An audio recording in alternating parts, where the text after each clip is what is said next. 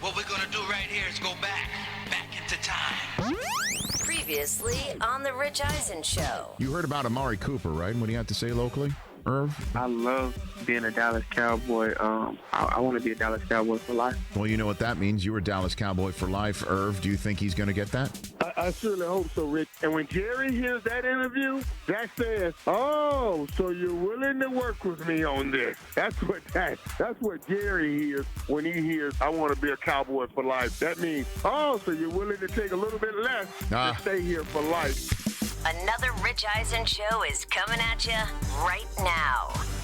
This is the Rich Eisen Show. I promise that you'll never find another like me. What is do a 180? Live in Los Angeles. I'm the only one of me. The Rich Eisen Show. I'm going to do a 180 and By say... yourself? This is your... No, about Taylor Swift.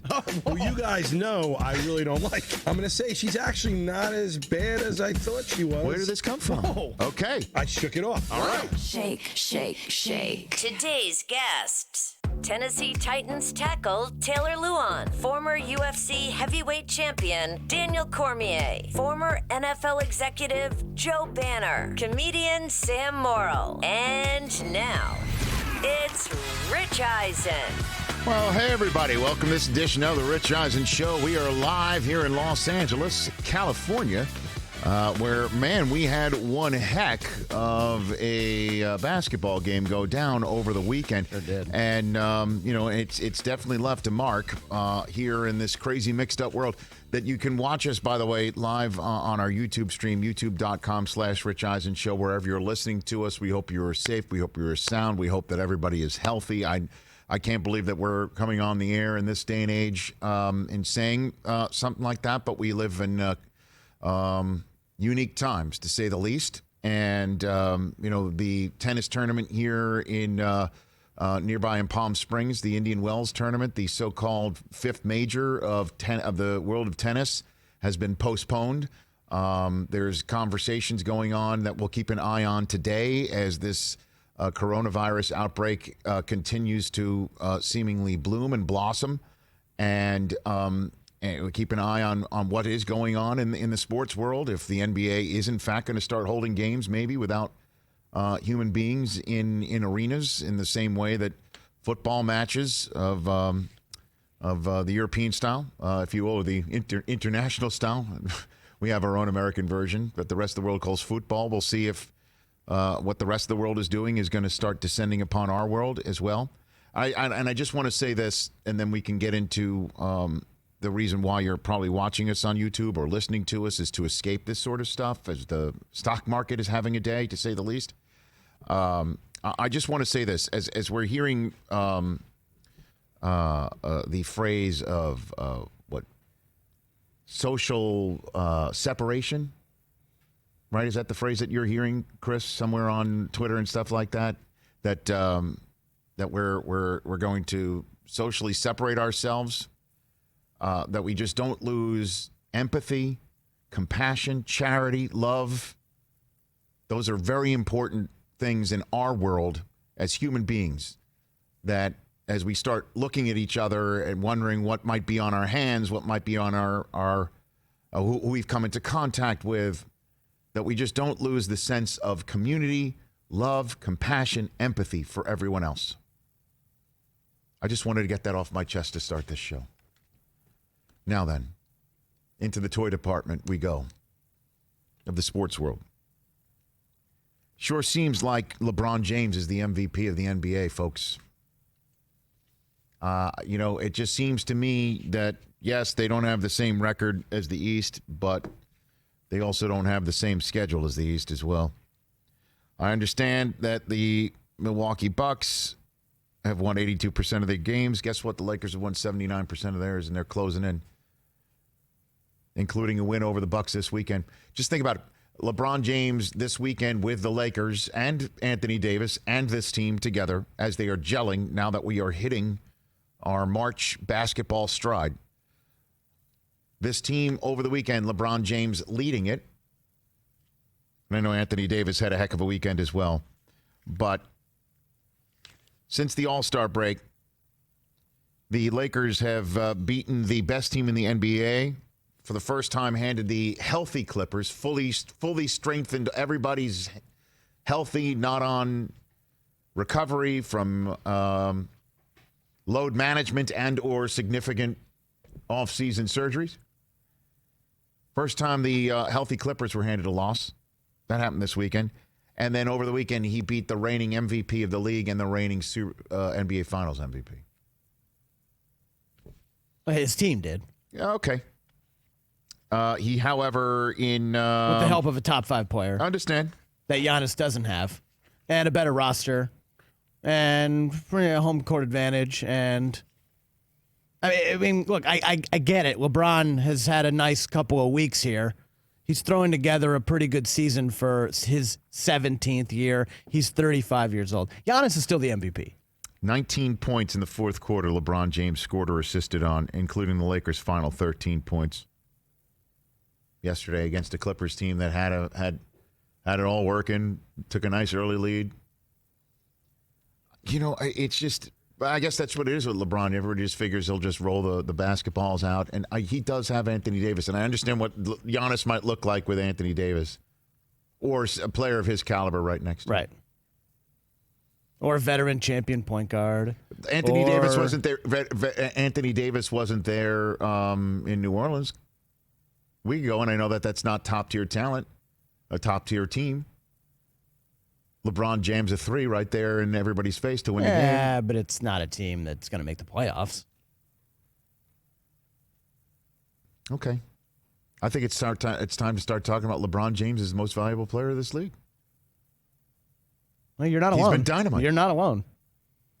And I know you're not a big fan of I just think of LeBron's just in general, but No. I mean, look, respect LeBron, amazing career. He's, probably on Mount Rushmore, but to say that he's the MVP because he's had a nice month, let's slow down. Well, he has had a nice year. He's had a very nice year. Let's slow down. He's had a lot of help. I'll take the other side of this argument. It's time to start having that conversation. This Western Conference that we talked about all off-season long being wide open because the Golden State Warriors were no more. Durant and Net, Clay on IR, Steph just a few days in, out for 50-some-odd games. It's supposed to be wide open. It's being dominated by the Lakers. Dominated. But that's because the Clippers have chosen to go about this route. 6.5-game lead on them. Now, look, I think when the Western Conference potentially finals rolls around and it's Lakers versus Clippers, in the same way, I'm already here. I heard from a couple of Clippers fans who I adore this past week. 2 of them said the same thing separately, a couple of days apart. Kawhi just doesn't have that, star power, that oomph.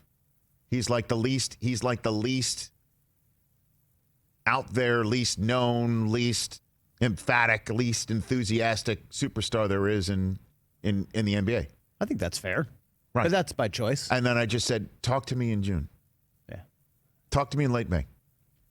Talk to me in late May how you think maybe too laid back a superstar Kawhi Leonard is. I'm not saying this thing's over. I'm not saying it at all. I'm just saying that what I've seen from LeBron James over the last, as you point out, month is significant enough to throw him in this mix. I know I'm in the minority saying that sort of stuff. No, I think the train is cooking in that direction. I think a lot of big people. Well, anybody could reach out to us, 844-204-RICH, to have a conversation, or you could tweet with us at Rich Eisen Show. Our YouTube chat box is up and running.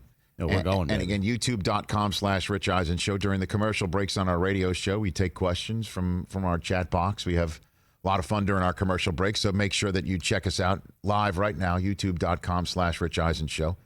Certainly, if you're telecommuting or you're sitting at your desk somewhere, you want to enhance your listening of this program or viewership of this program, you can watch it every day again, youtube.com/Rich Eisen Show. Our first guest is going to be Taylor Lewan of the Tennessee Titans. He wants to call in to help raise awareness and raise attention for those who fell victim to that awful tornado in the Nashville area last week. And then we'll just catch up with one of our favorites, in the NFL, see what's going on, see what he's hearing from his brethren about the collective bargaining agreement that needs to be voted yea or nay, up or down on Thursday. And on that front, Joe Banner, former NFL executive, wrote an interesting op-ed in today's USA Today saying the players should take the deal. And, of course, many players would say, of course, his former NFL executive should say, take the deal. Not a great deal, as he said. It was a good deal. It's a good enough deal, certainly for those in the rank and file. And as Joe points out, you don't take this one, the next one won't be as good. He can tell you that from being on as a former NFL executive with the Browns and the Eagles, having done this before on behalf of the owners in a collective bargaining agreement back in 2010. So there's all that.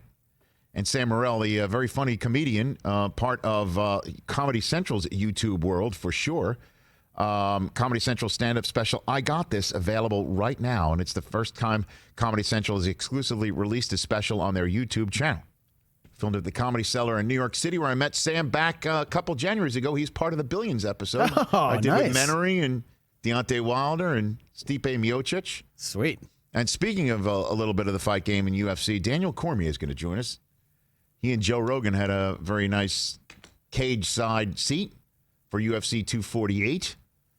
Our buddy Israel Adesanya took care of business against Yoel Romero. Did you see his leg afterwards? Ooh. Did you see the photograph of his thigh? A lot of leg kicks, okay, man. But it wasn't the best match, basically, according to anybody that watched UFC 248.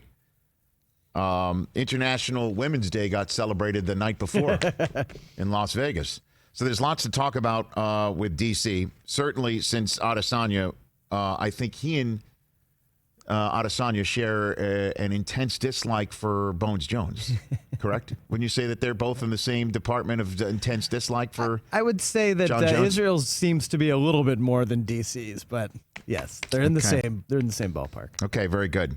And on Ariel Helwani's MMA show, DC said his next fight's going to be his last one in targeting Stipe Miocic for a trilogy fight. So there you go. Ready for all that? Can't wait for that. All right. And then phone calls at 844-204-RICH, number to dial. Tom Brady has to make a decision a week from Wednesday. Whew. And that's coming down the pike. And earlier today, we heard from somebody. We're hearing from everybody who's talked to Tom. Right. All of his old buddies. And we've heard today from Charlie Weiss, a name we haven't heard associated with Brady in a very long time.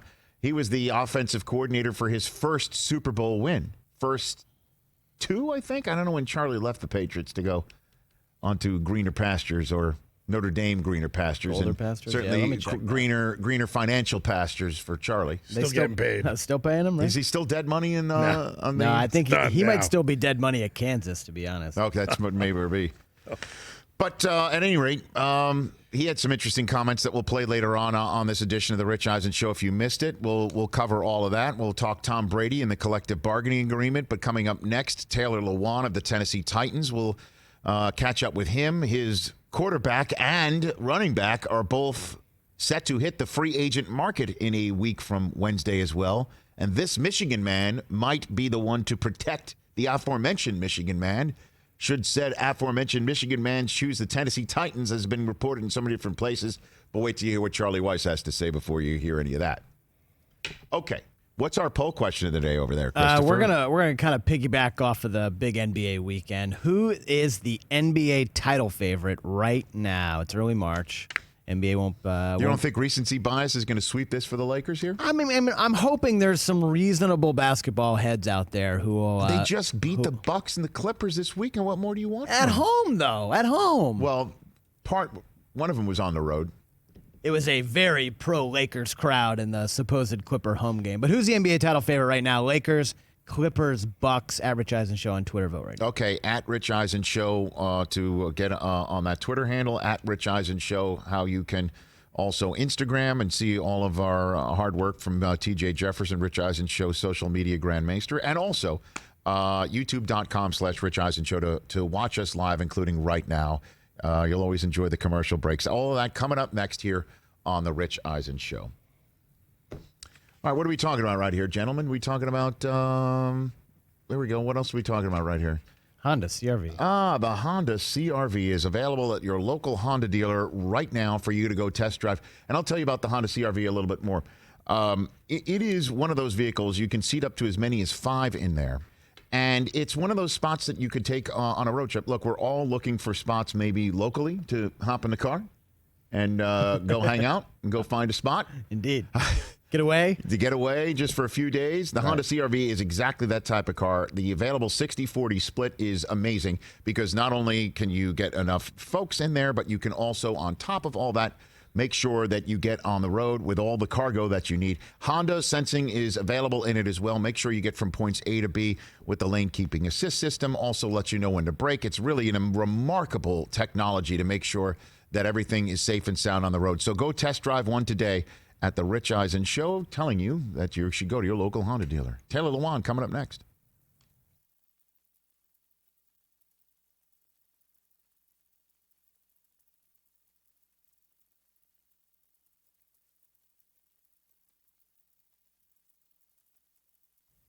All right, what do we got right now on our YouTube feed? You taking off the you're taking the deep dive in? I love it. TJ this is amazing. You take the phone off the selfie stick or what do you got, the selfie stick? Sit down, TJ. Come on now. Do you got anybody talking to us right now? The chat is hot right now. The chat is hot right now. What do we have? A lot of people checking us out overseas this morning. Oh, okay, great. Yeah, we got Philippines. We got, I think I saw Germany. Alberto Munoz wants us to talk about hockey.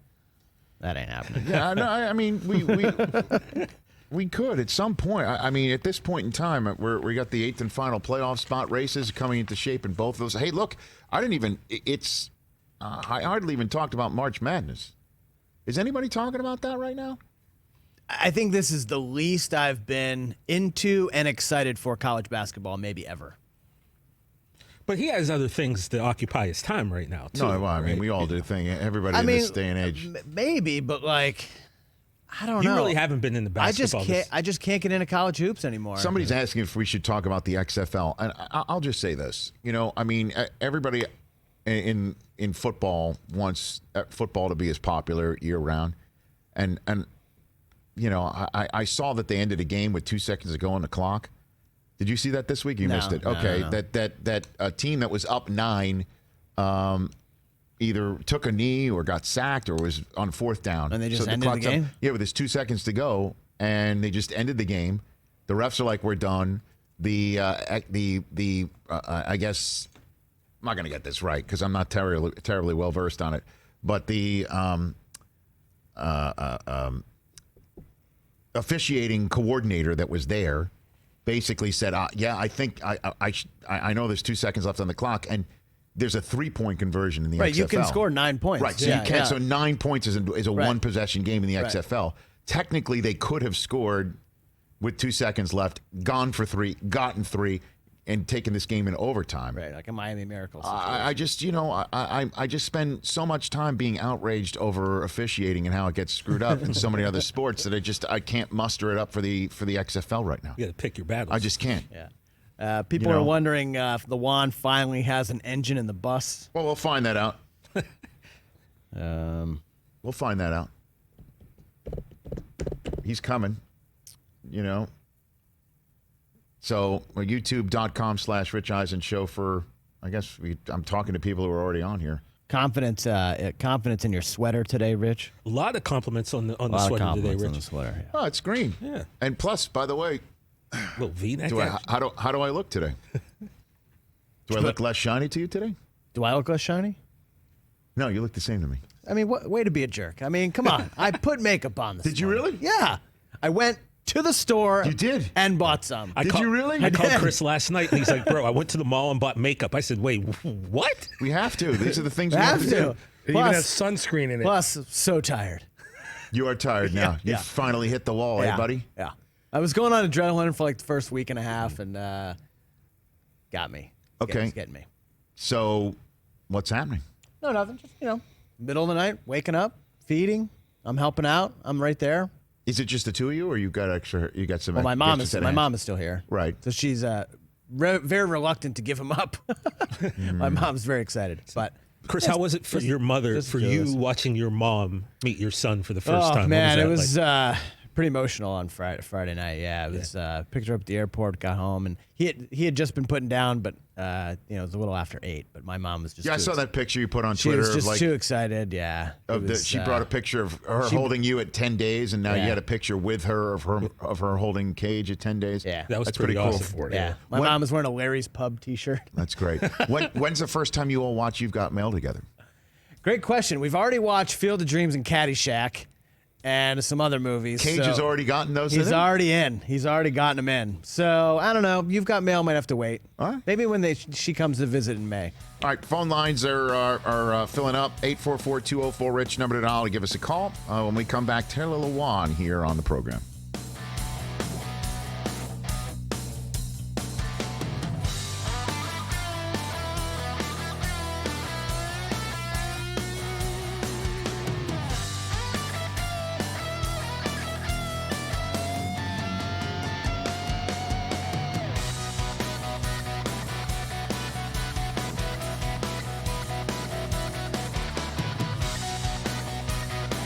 Welcome back to the Rich Eisen Show. 844-204-RICH is the number to dial. Our poll question brought to you by Capital One, which is reimagining banking and offering savings and checking accounts with no fees, no minimums, one of the nation's best savings rates. Capital One, what's in your wallet? What do we have over there? First Plush results. Chris Brockman. NBA title favorite right now, 12:20 Eastern on Monday the 9th. Clippers 15%, Bucks 27%.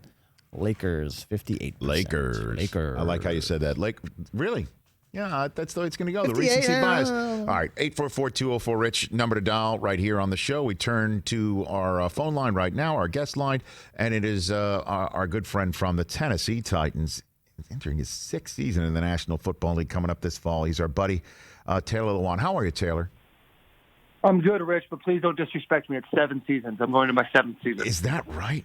14, 15, 16, yeah. 17, 18, 19. Oh, that's your 7th season? Well, it hasn't started yet, but you're going to your 7th season. No disrespect. You are number 77, so I guess it's all part of a full circle of life thing going on here. Your boy Will Compton gets really pissed at me when I say it's your podcast and not a co-host. Right. So Bussin' with the Boys with you and Will Compton. How often are you doing the pod these days, Taylor? Well, I'm actually out in California right now. I'm in Encinitas, California, so I'm slowly but surely making my way up to you.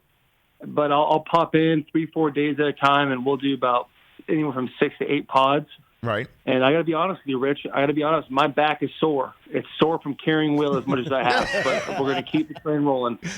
So, you know what my requirement is to appear on your podcast, correct, Taylor? Yep, and it's not going to work out. But I'll tell you what's going to happen is, for anybody who's listening who doesn't tune in every day to the Rich Eisen Show, yes, sir. Rich said that if the bus is not running, he will not go on the bus. However, yes, we found loopholes because we're at Barstool now.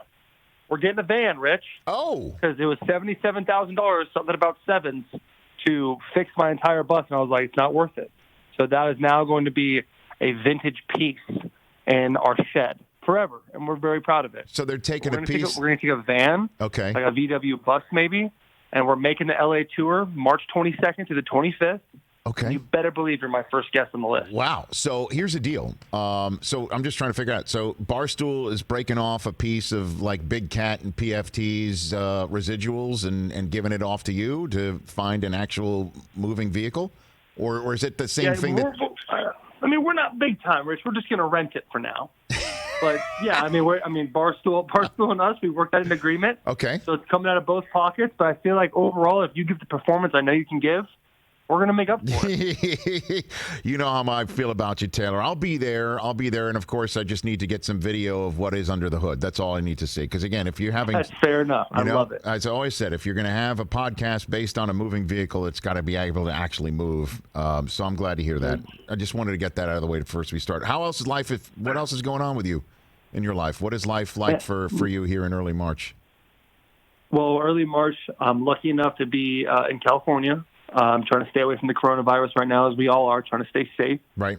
But I'm staring at the ocean right now. Got my kid and my wife here, and life's pretty good. I'm just hanging out, working out, and getting ready for the next season. It's a 24-hour job, right? 24/7. You're always constantly thinking about right what's next season going to hold? What can you do to, kind of keep an edge in the competition and new workouts? And so I'm going to Exos like I always do, and working with Roy Holm and trying to figure out the next step for me to take. And so it's exciting stuff. I love doing this, and I haven't gotten sick of it yet. So hopefully I got another 7 years left in me after this. Okay, well then let's get to I guess some orders of business. How are you going to vote on the CBA on Thursday, Taylor? Would you share that with us? Look, I'm pretty sure that's very inappropriate to ask. Okay. But I've already voted. Well, okay. I'll give you a hint. Okay. Right? Okay. I'll give you a hint. I didn't vote yes, so go ahead and try to figure it out from there. Okay. But I mean, I'm not as strongly against nor for. I mean, I think there's a lot more people that are more dialed into the CBA than I am. Right. And but I will say I do think it's going to pass. You do? Why do you feel that way? From the very few things I know about the CBA, it's going to give. And I use this term very loosely because I don't mean it in any disrespect. The lower tier guys who are between years 1 and year 5 and are kind of bouncing to team, those guys are going to get bumps in the minimum pay. Yes. And those guys make up a large percentage of our CBA of the NFL players. And yes. So out of 2,000 players, they're more than 51%. So for them to look at say, oh, I'm going to make $100,000 more this year, why wouldn't they vote yes on that? And so I think it's a short-term fix for a long-term issue, but that's as far as I can really take it because I'm not as educated as I probably should be. Well, I mean, just in terms of other teammates of yours, I guess if it was inappropriate to flat out ask you how you personally voted, have you gotten a sense of just in general other players or either teammates or around the NFL, how they're leaning on this subject? Because this is a pretty damn big vote that we're going to hear about on Thursday, the results for. Yeah, I think. I've talked to a couple guys in the team, and some guys had some guys voted no, some guys voted yes. It's just what it is, and everyone has a good reason why they did or didn't. And it's a hard situation to go through because just like America, right? There's so many different levels of income when it comes to the NFL, and people are going to be affected differently all the time. Right. And so it's tough to really get a hold and grasp and say this is perfect for everybody. Well, at the end of the day, it's not going to be great for everyone. It's going to be great for some guys. Some guys are going to make more money. Some guys are going to be, not going to do much for us. And then I believe it's 3 years from now, we're playing 17 games, which is what's your thought? What's your thought on that? Tall task. What's your we mentioned tall task, so I can kind of guess where you would go in response to this next question. What is your thought on the subject of a 17th game, Taylor Lewan? Well, I mean, I love playing football, and I'm trying to be as political as possible, Rich. And I hope you can understand. No, and that's a very excellent opening statement for where I think this is going to go next. To be honest with you, perfect. I love the game of football. I really do. If I didn't like playing it, I would have honestly stopped. I promise. I know how my body feels after 16 games, and I know how my body feels after playing the AFC Championship. After, I missed a few games last year, but after 12 games, then 3, so that's 15. Yep. You know what I'm saying? I do. It's hard. It is tough, and I think they're taking out a preseason game, which, some guys don't even play 3 preseason games. You know what I'm saying? Some guys, suit up for the 3rd preseason game, and then they move on and they go to the season. So it's not that much of a dramatic, let's help you out type of thing. But, it's a lot. It's going to, I know it's going to help a lot with revenue, and I understand why the owners are going the way they are with that and wanting more games. Hell, if I was an owner, I'd want 40 games. But it's hard to keep up with your body for, 16 games. It was hard in college keeping up for 12 games. And now you jump up to 16, and now you're hitting 17. So it's a tall order. I guess I think there was something in the CBA at first where guys weren't even going to get the same check that they were making before. So if I'm making, $10 per game, let's just say, when we get to that 17th game, I would make $2.50 instead of 10. It's well, why don't you, if that's the case, let's just keep it the same all the way through. So that would relatively make more sense to me. You know what I'm saying? Of course. So, what do you think about it, Rich? What's your thought on the whole thing? I'm an old school guy. I don't want any more games. I think it's perfect. I don't think it should be touched. But then again, that's true. But this is a world in which everybody needs to make as much money as possible, whether it's you, whether it's my network, whether it's me through NFL Network, whether I'm going to be very, very honest, whether it's the owners. I mean, and in order to do that, you've got to enhance the product for a broadcast industry that's getting stretched every single day for $1. And in terms of that, to enhance it with a 17th game and 2 playoff teams that one year might actually go on a run and another year have no business being in the playoffs, taking away a bye week for a team that just won the Super Bowl, for instance, from the 2 spot. You asked me straight up, I'm not a big fan of it. But I'll tell you what, though, when it comes down to sitting down and watching that, I guess either a Monday night playoff game for wild card weekend or Sunday night playoff game or Sunday early afternoon playoff game, I'm watching it on playoff weekend. That's for sure. I'll admit it. Yeah. 1,000,000% I'm in. Well, I mean, and football's definitely turned into America's game, and I know baseball fans are really mad at that, but it really that's what it's come. I mean, people love football. It's a bunch of gladiators going at it and beating the hell out of each other, and I mean, who wouldn't want to watch that, However, it's tough. I mean, correct me if I'm wrong, but in the CBA before 2011, there were less games than 16s, right? There was like 14 games. Well, yeah. I mean, back in the days of like Bob Greasy and Joe Namath, yeah, there were 14 games, and then expanded to 16, and then we're obviously we've seen how incredibly popular this sport has become. So sometimes less is more, and I can understand a 17th week might be of interest to television networks, and if that raises your cap all the way through to what, like $300 million one day or $400 million. I mean, maybe everybody shares in it. I'm not fully well versed on it either, to be very honest. That's why I got Joe Banner coming on in hour number 2 to try and explain it to me.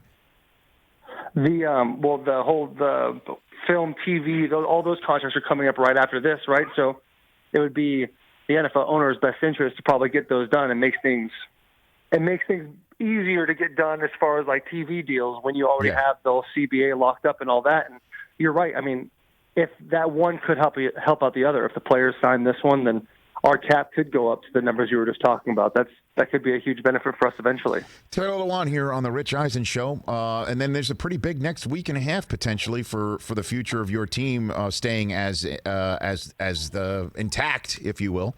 When was the last time you spoke to Ryan Tannehill, sir? I spoke to Ryan about 2 weeks ago. He was giving me a call when I was on my way to a workout. And you know what? Nicest guy in the world, just to check in, see how things were going. But when it comes to that kind of stuff, I don't ask them questions, right? Because it's a tough situation to be in, and this is a good situation, good problem for John to have as a GM. We had a lot of great football players on our team, and we've had a lot of success this season. And we hope to continue that. However, you just want, you obviously want everybody to stay because you love them, right? And you gain relationships with these guys. I love Tannehill. I love Derrick Henry. I love Logan Ryan. Those types of dudes, I love them. So it's a tough situation. But at the end of the day, like, it's going to get done the way it's supposed to get done, and all those guys are going to be paid handsomely. What in the world was it like watching Derrick Henry just truck people from your position? What in the heck was that like? It was absolutely terrifying. I thought it was assault every single time. I mean, watching him run. My favorite part about watching Derrick Henry is watching guys like Earl Thomas, who I have so much respect for. Right. I respect the hell out of Earl. But for him to say what he said and then ironically getting shoved and turned into a lead blocker for him on one of those plays, that's just Derrick, man. He doesn't talk a lot in the field. He hardly talks at all. He gets mad at me because that's just his personality during games. During the week, he's the nicest guy in the world, but you can make fun of these DBs and these linebackers for, shying away when he's coming down the pipe. But if I'm being honest, my 3'10" self, I probably shy away a little bit too. So what do you mean he gets mad at you? What do you mean by that? What do you mean? So, like, Derrick during the week, super happy guy, loves it. And then there's a couple plays where I got to help out the guard, but also get my guy. And then so I know that Derrick's got my outside on certain plays. There's one play that comes to mind, like a firm rule of not talking scheme.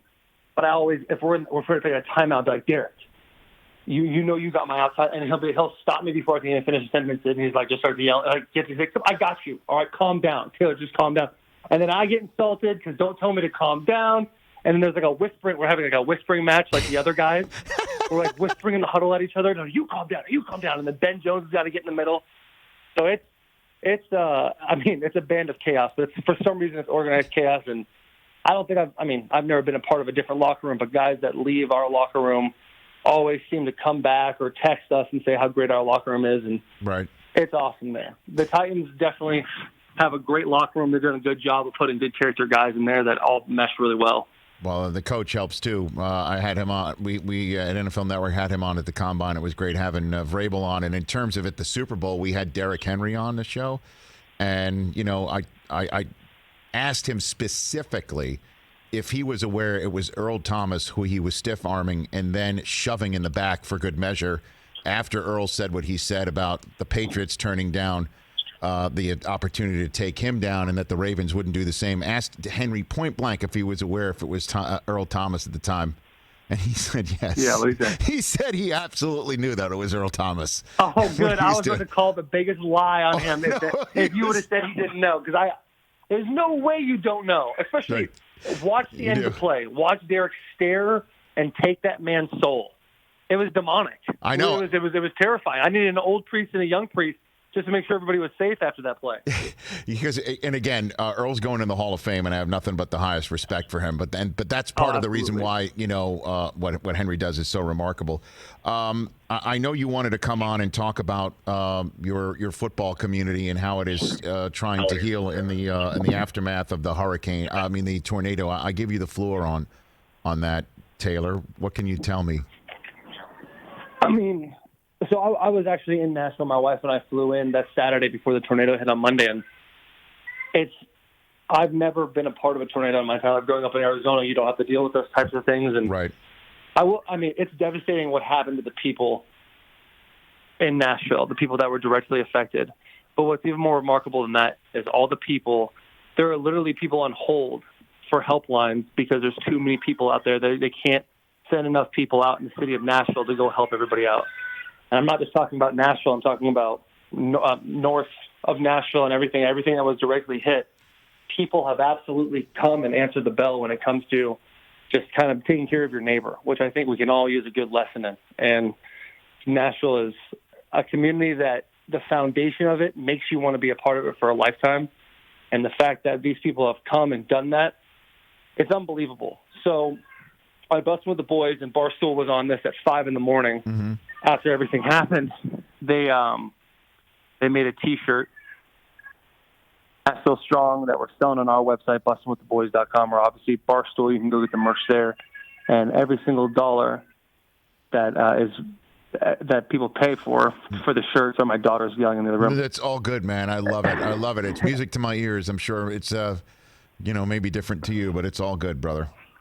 It's awesome. That's great. I'll tell you, anybody who buys that T-shirt, every single dollar they spend is going to go to the people that were directly affected. Yeah, and I know that I've been talking to. Yeah, the Titans have given me this link for the Community Foundation of Middle Tennessee. CFMT.org is where you can go to make it just a simple donation straight into the community, as well as obviously purchasing the merchandise from Bussin' with the Boys. CFMT.org is another way that people can take part. Yeah, absolutely. And then I think I've been talking to John Robinson and Mike Vrabel and some of the Predators guys and a few people in Nashville. And I believe at this point right now, I think April 29th, which is a Wednesday, we're going to have a slow pitch beer league softball game at the Sound Stadium. Obviously, people can go and buy tickets when everything's all set up. But once that's all done, all the money that we raise from that is going to go to the people directly affected as well. So we're doing the most we can. Our owner, Amy Adams Strunk, she went and donated $1 million. I know that a few other people donated hundreds of thousands of dollars. So the relief is growing and growing, but there's never enough help in this world. And the more you can do, not just for people that were affected by the tornado, but just for people on the street that are, panhandling, asking for a few dollars down the luck. It's got nothing to do with us, how they got in that situation. It's not our we can't judge them for it. All you can do is just give them a hand up, not a handout. And so, helping somebody out after that, it's up to them what they do with it. And I think it's all our duty as not just American citizens, but people in this world. I mean, we got to stop thinking of ourselves as oh, I'm in the NFL, so I'm better than X, Y, and Z. We're all people, and whatever religion you believe in, we are all equal in some sort of way, and we deserve to help each other out every step along the way. Love you, Taylor Lewan. You're good people, man. Let's all make this world a better place. Go take care of that daughter of yours. You got to be Father of the Year too, on top of everything. Okay? Yeah, I'm doing my best, fellas. I appreciate having me on. You got it. We made it through the entire conversation without me asking you a Tom Brady question. How about that? Yep, there it is. Well, we'll find out March 18th. How's that sound? You're the man. Take care of yourself, Taylor. You be well. Have a good one. We'll see you soon. Bye. Taylor Lewan making his way to Los Angeles with Will Compton. Like he's an add-in. Co-host of Bussin' with the Boys, which is now on Barstool. How about that? Good for them. How about them apples? They got a van now. You got a van. Is it the one that PFT and Big Cat used for the ESPN show that lasted one episode? Is it? They just had it on the side? Unclear. So we can find we could find out. We could find that. They had a van lying around. It's been there for a year plus, right? By the way, who knew that a rotted out old school bus would cost so much to fix up? $70,000? I mean, jeez. What's it, a Greyhound? Why don't you just call AAA? I mean, right? I mean, just at least try that. Call AAA, see how much it costs that way. The new show, Pimp My Bus. Like, what is it? Like, why does it cost so much? You know, like, hey, I'm on the side of the road. Just act like you broke down. Yeah, and they'll bring you a new engine. Some poor. No. Yeah, some poor schnook comes up, you know, on the start side. Yeah, the engine's and you're like, included can you with help my me subscription. know? And then you call AAA, and then some hardworking individual shows up in the with a tow truck. How can I help? We need a motor. Well, where's the motor? Oh, we never had one. Well, how'd the bus get here? Don't ask questions. They could just put it on a truck and drive it around. They don't need to have a motor in it. No.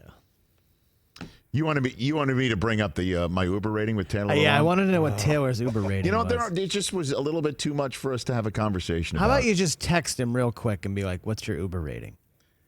Maybe during the break. All right. I'm still so pissed about that. I know. Well, I mean, obviously Taylor's is going to be higher than yours, but everybody's is higher than mine. 844-204-RICH. We'll take your phone calls when we come back here on this edition of the Rich Eisen Show. Daniel Cormier has been moved to the top of our third hour.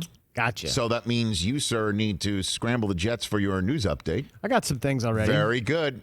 That'll be our Charlie Weiss conversation, right? With Indeed. what he had to say about Tom Brady. Yes, sir. Very good. Joe Banner also in the middle of the next hour to give his 2 cents on what this collective bargaining agreement looks like for both sides.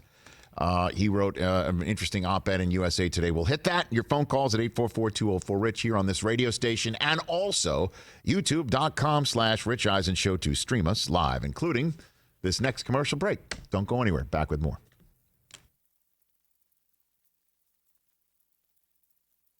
All right, so I am now texting Lewan. Yeah, just like real quick, like we hit this on Friday's show. Didn't have time to ask you, what's your Uber rating? Hold on a minute. Let me do this instead. I'm just going to call him. You're going to call him back? I'm just going to call him. Put him on speaker. Uh-oh. Uh-oh. He's probably with his kid right now. Bot showed up. Crying daughter situation. Huh? We have a bot. Look out. Uh-oh, a bot in the chat? Bot in the chat. Come on, TJ. One bot. Just one. I can say. Yeah, don't interact with her, Mike.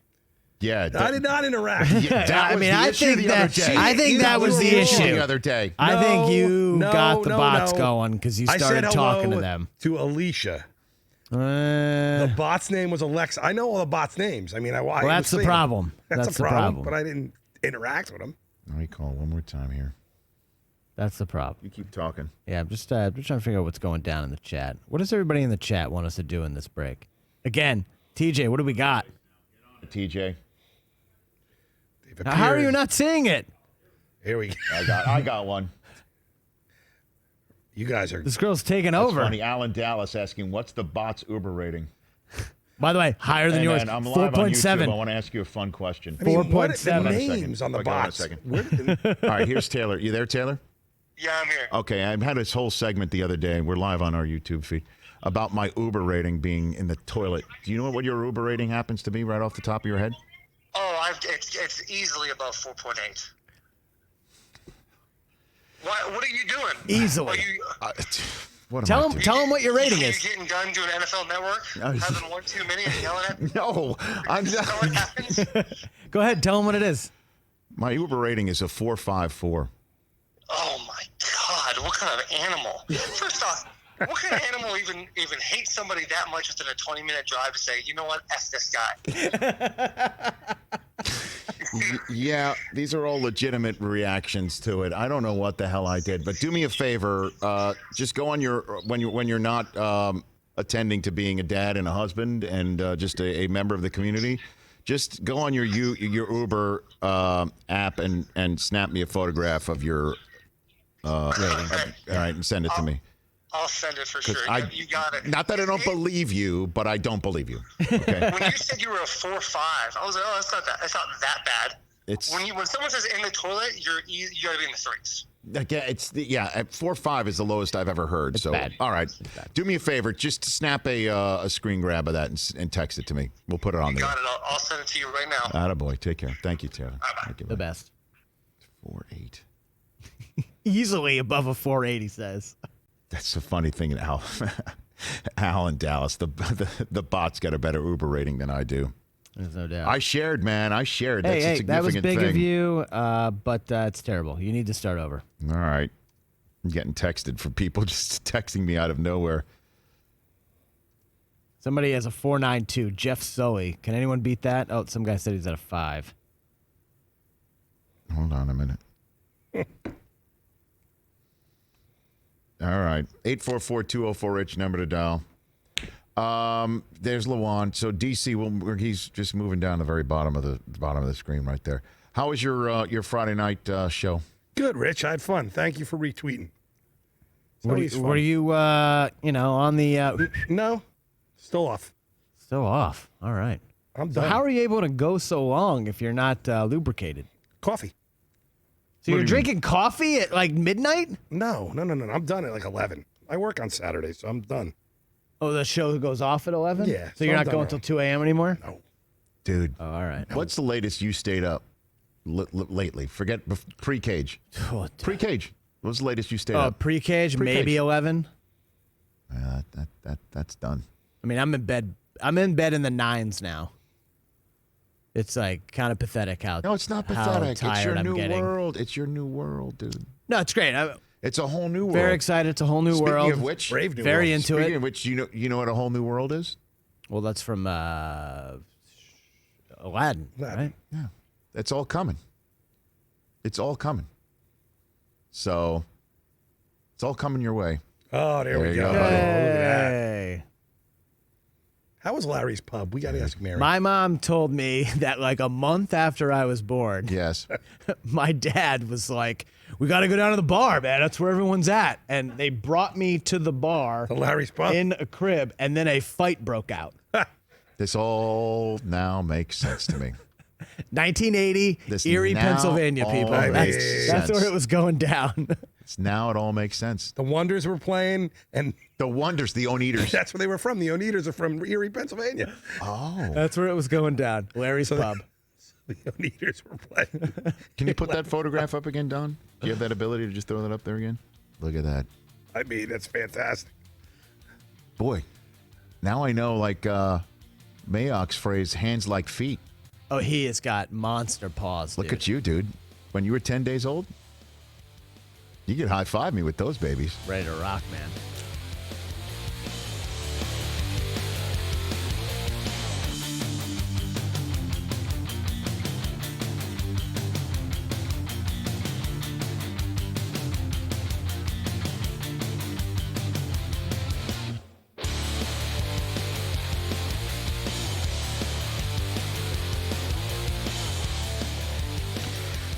All right, welcome back to the Rich Eisen Show. Taylor Lewan has chimed in. I'm going to send this to you with his Uber rating. You need to, I don't know how you're going to do this, Don, because it also includes, he and his wife share one. Just like Amy Trask and her husband. Oh, okay. By the way, for our radio audience, we asked in our youtube.com/Rich Eisen Show, where we're streaming live during commercial breaks, just chit-chatting. And also showing some, we show some video from our archives, if you will, from some famous guests, just revisiting.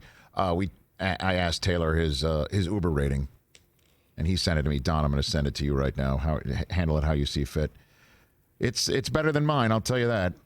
I mean, everyone's better than yours. I don't know what the hell's happening in my life. With Someone my in the Uber chat rating. thinks your sweater probably has a better rating than you. Look, I have a green, a Kelly green. Is it Kelly green? Would you say lime green? I don't know what it is. Kelly green, but I it's. think, right? I should have worn this on Friday because that's as close to St. Patrick's as we're going to get, right?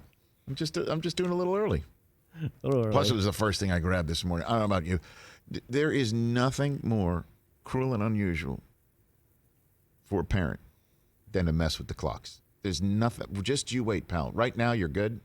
To mess with the clocks. Yeah, but you hate when the fall goes Either back, way, right? Either way, it doesn't matter. It just messes with everything. You've got a routine. Kids need that routine. You've got a routine with your kids. Oh yeah. So I'm running out the door today, and they were all still asleep. Oh, because it's dark out. Well, yeah. In their heads, it's still 6 a.m. Right. Oh my God! So I just grabbed the first thing and before I could get out, but I was all screwed up this morning. Anyway. Our poll question is which team is the favorite to win right now? The Lakers are kind of running away with it. Jeff in Detroit's first in, first up here on the Rich Eisen Show at 844-204-RICH. Jeffrey, you've got the floor. What's on your mind? Hey, what's going on? First of all, Chris, congrats, man. Thanks, That Jeff. is a beautiful kid. Must take after his mom. No, you know I had to get you, brother. Appreciate it. Wonderful, wonderful kid, man. Beautiful. And congratulations.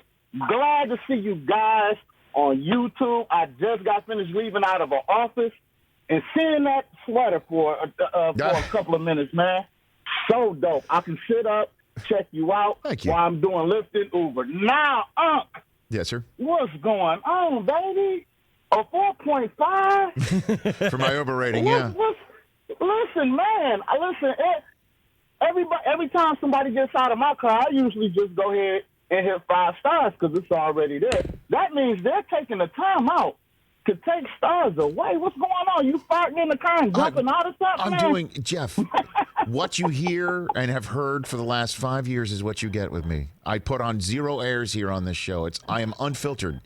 I don't know. Do you have a problem with people who are on the phone in your car? Anybody, do you have a problem with that?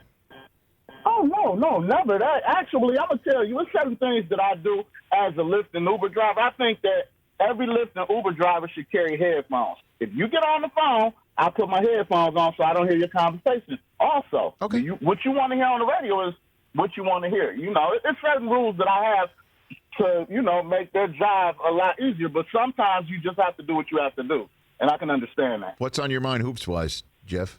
Oh, listen, man. When you talk about LeBron James, I'm just sitting here thinking about the one thing about him being MVP. We're still talking about him. Everybody in his draft class is older, not relevant. This was the same guy that took the Pistons out in the Eastern Conference Finals to go to the finals with the Cleveland team that was horrible, and we're still talking about him being an MVP. The weekend that he had, the things that he's doing, it'll never be repeated, not over the time that has elapsed.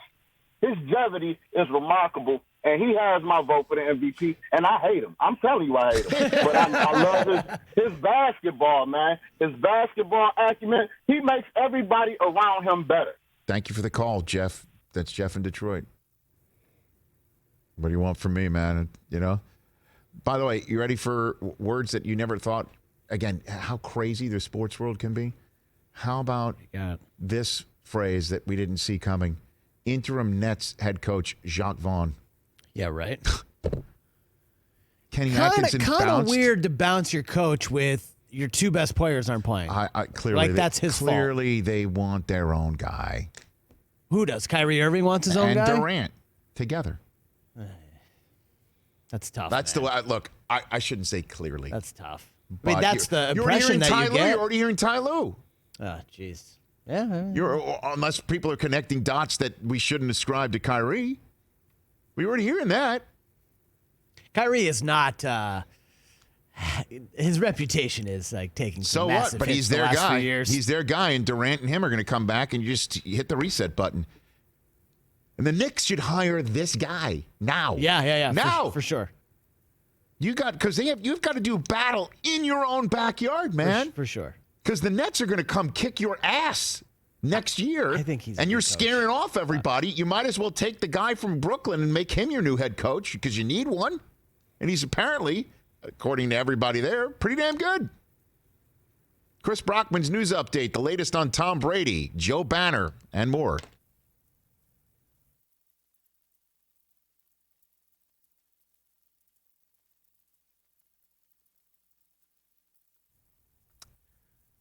Okay, everybody. We on occasion will spend our commercial breaks chit-chatting. However, at the end of the hour, because even though T.J. Jefferson gave me his gotta go card, that he would sit in for me if I've gotta go. Great episode of Curb last night. Oh, I haven't seen it yet. Oh my gosh, just. Oh, is that what that's from? Got it. Oh my gosh. Oh, yeah, Don't worry. It's Not too much of a spoiler alert. Just all I'm saying is go watch the latest episode of Curb. Got it. At the end of each hour, we're gonna show some from fun moments from the last 5 years of our show. Well, let's send you to the fact that Mike Del Tufo, what you do is not just art. It's not just art. It's science. Check it out.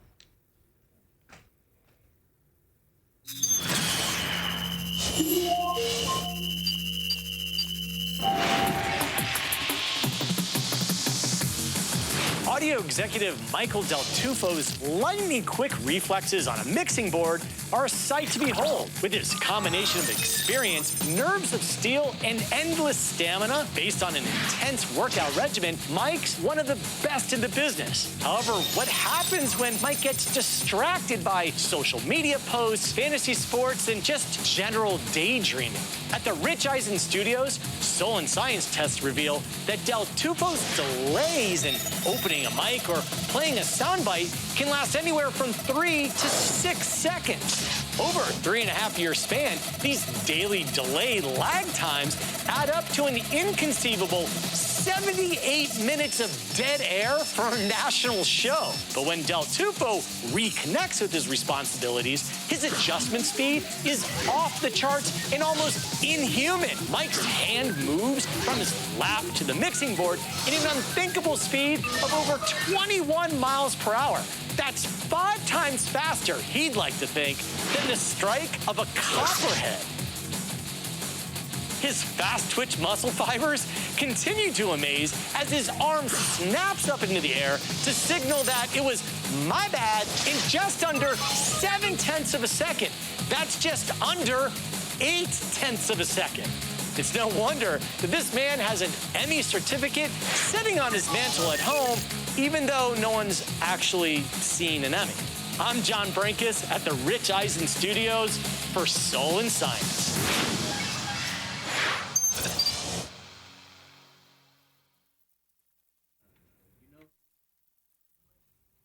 All right, let's take a minute. We'll see you in about 2 some odd minutes here on the Rich Eisen Show. We got Joe Banner coming up to give you the latest on his 2 cents on the collective bargaining agreement with the NFL, and it's huge. I'll lay out at the top of the next hour why the next 72 hours are monumental. And then Sam Morril, the comedian, will be here in hour number 3, and Daniel Cormier will call in at the top of hour number 3 as well. That's coming up.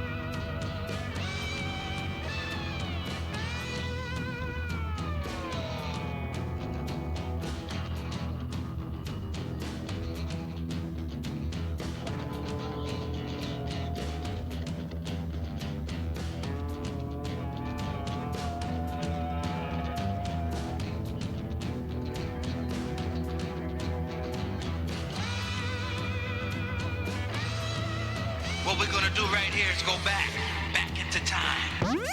Previously on the Rich Eisen Show. You heard about Amari Cooper, right? And what do you have to say locally, Irv? I love being a Dallas Cowboy. I want to be a Dallas Cowboy for life. Well, you know what that means. You were a Dallas Cowboy for life, Irv. Do you think he's going to get that? I certainly hope so, Rich. And when Jerry hears that interview, that says, "Oh, so you're willing to work with me on this." That's what Jerry hears when he hears, "I want to be a Cowboy for life." That means, "Oh, so you're willing to take a little bit less to stay here for life." Another Rich Eisen Show is coming at you right now. This is the Rich Eisen Show. I promise that you'll never find another like me. What is do a 180? Live in Los Angeles. I'm the only one. The Rich Eisen Show. I'm going to do a 180 and By say... yourself? This is your... No, about Taylor Swift. Who you guys know I really don't like. I'm going to say she's actually not as bad as I thought she was. Where did this come from? Oh. Okay. I shook it off. All right. Shake, shake, shake. Earlier on the show, Tennessee Titans tackle Taylor Lewan. Coming up, former UFC heavyweight champion Daniel Cormier, former NFL executive Joe Banner, comedian Sam Morril, and now it's Rich Eisen. Hey, everybody. Welcome to hour number 2 of the Rich Eisen Show. We are live on the air on this radio station, and youtube.com/Rich Eisen Show is the way to stream us live. Chris Brockman and Mike Del Tufo are at their posts. We had Taylor Lewan on in hour number 1. And among the many items that I hit with him, I asked him a question that he said I think he thought it was inappropriate for me to just walk in through the front door and ask the question. Like asking somebody how much money they make. Well, I mean, who would you vote for? Who'd you vote for? Is a personal question when you're talking politics. That's true. I understand that. But this is the business of football.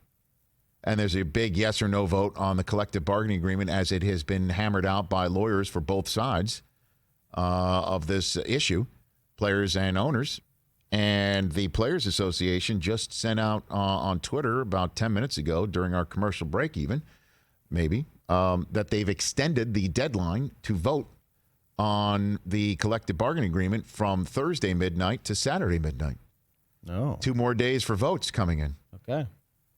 So I don't know what to make of that, whether they're not seeing enough answers yet or... Well, remember, Aaron Rodgers said he was disappointed in the disheartened, yes, by the feedback he had gotten back from teammates. Well, the lack of it. Yeah. The lack of it. And Taylor said when he said it was an inappropriate question for me to ask, said I didn't vote yes, is the way he put it. Yeah. There's only one other answer. And he said he has voted already. Joe Banner, former executive with the Eagles and Browns, will be joining us here on the show. He wrote an op-ed on this subject for USA Today. And this is why it's so big. Because even though you are hearing from some very knowledgeable and very well-intentioned and very locked-in people in the NFL community saying that if the players reject this, there's still another, I guess, 20 months to try and figure this thing out.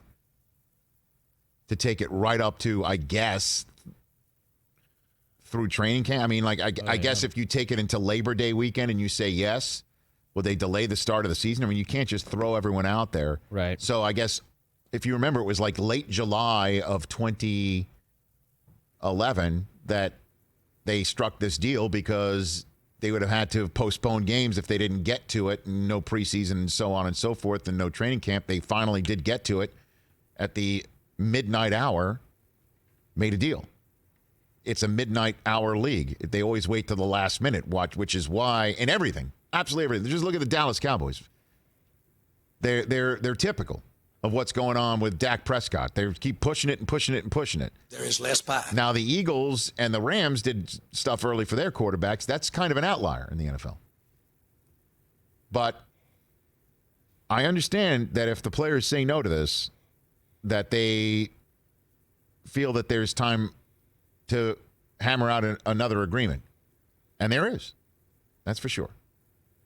I would just say this, and I'm not carrying water for anybody. Zero. You heard what Taylor Lewan asked me straight out what I thought about the 17th game. And if I was carrying water for somebody, I'd be like, well, this is actually a great idea. I know it's a bad thing for your body maybe, but this is a great idea. Sure. I don't like it. No, me neither. And my bosses at the NFL wouldn't like me saying that. To be very honest with you. They want this 17th game. As Joe Banner said in his collective bargaining agreement rundown in his op-ed in USA Today, in his article in his column for USA Today, he said that the difference between the owner's approach and the player's approach have informed this entire process.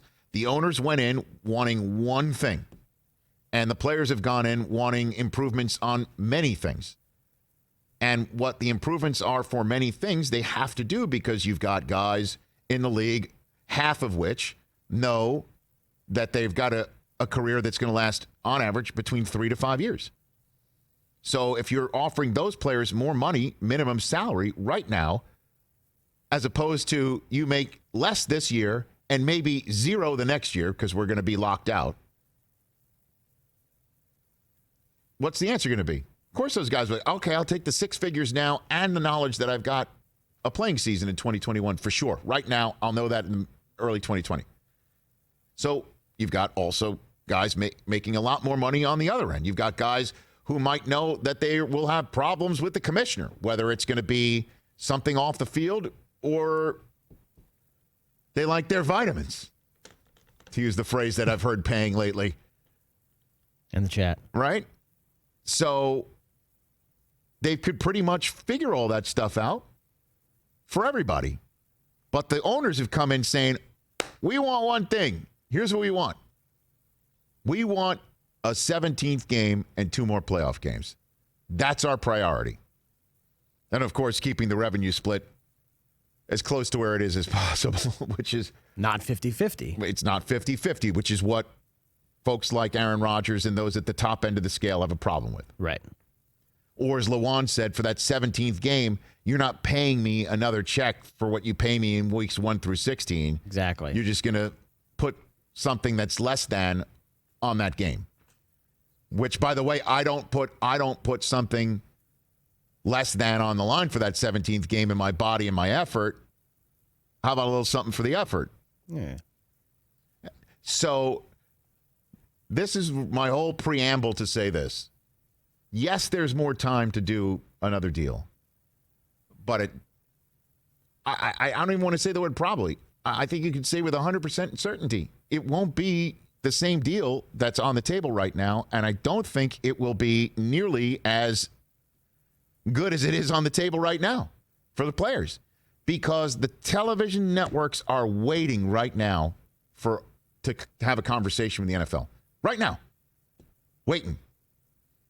And the NFL wants to go into these conversations with the hammer of labor peace, 17th game, 2 extra playoff games. Who wants it? And the television networks have allotted money for all this to happen now. So they want to have this conversation now. But they also want the certainty. So the NFL will have to go into these conversations, I think, right now without labor peace, without the ability to say when a 17th game may hit.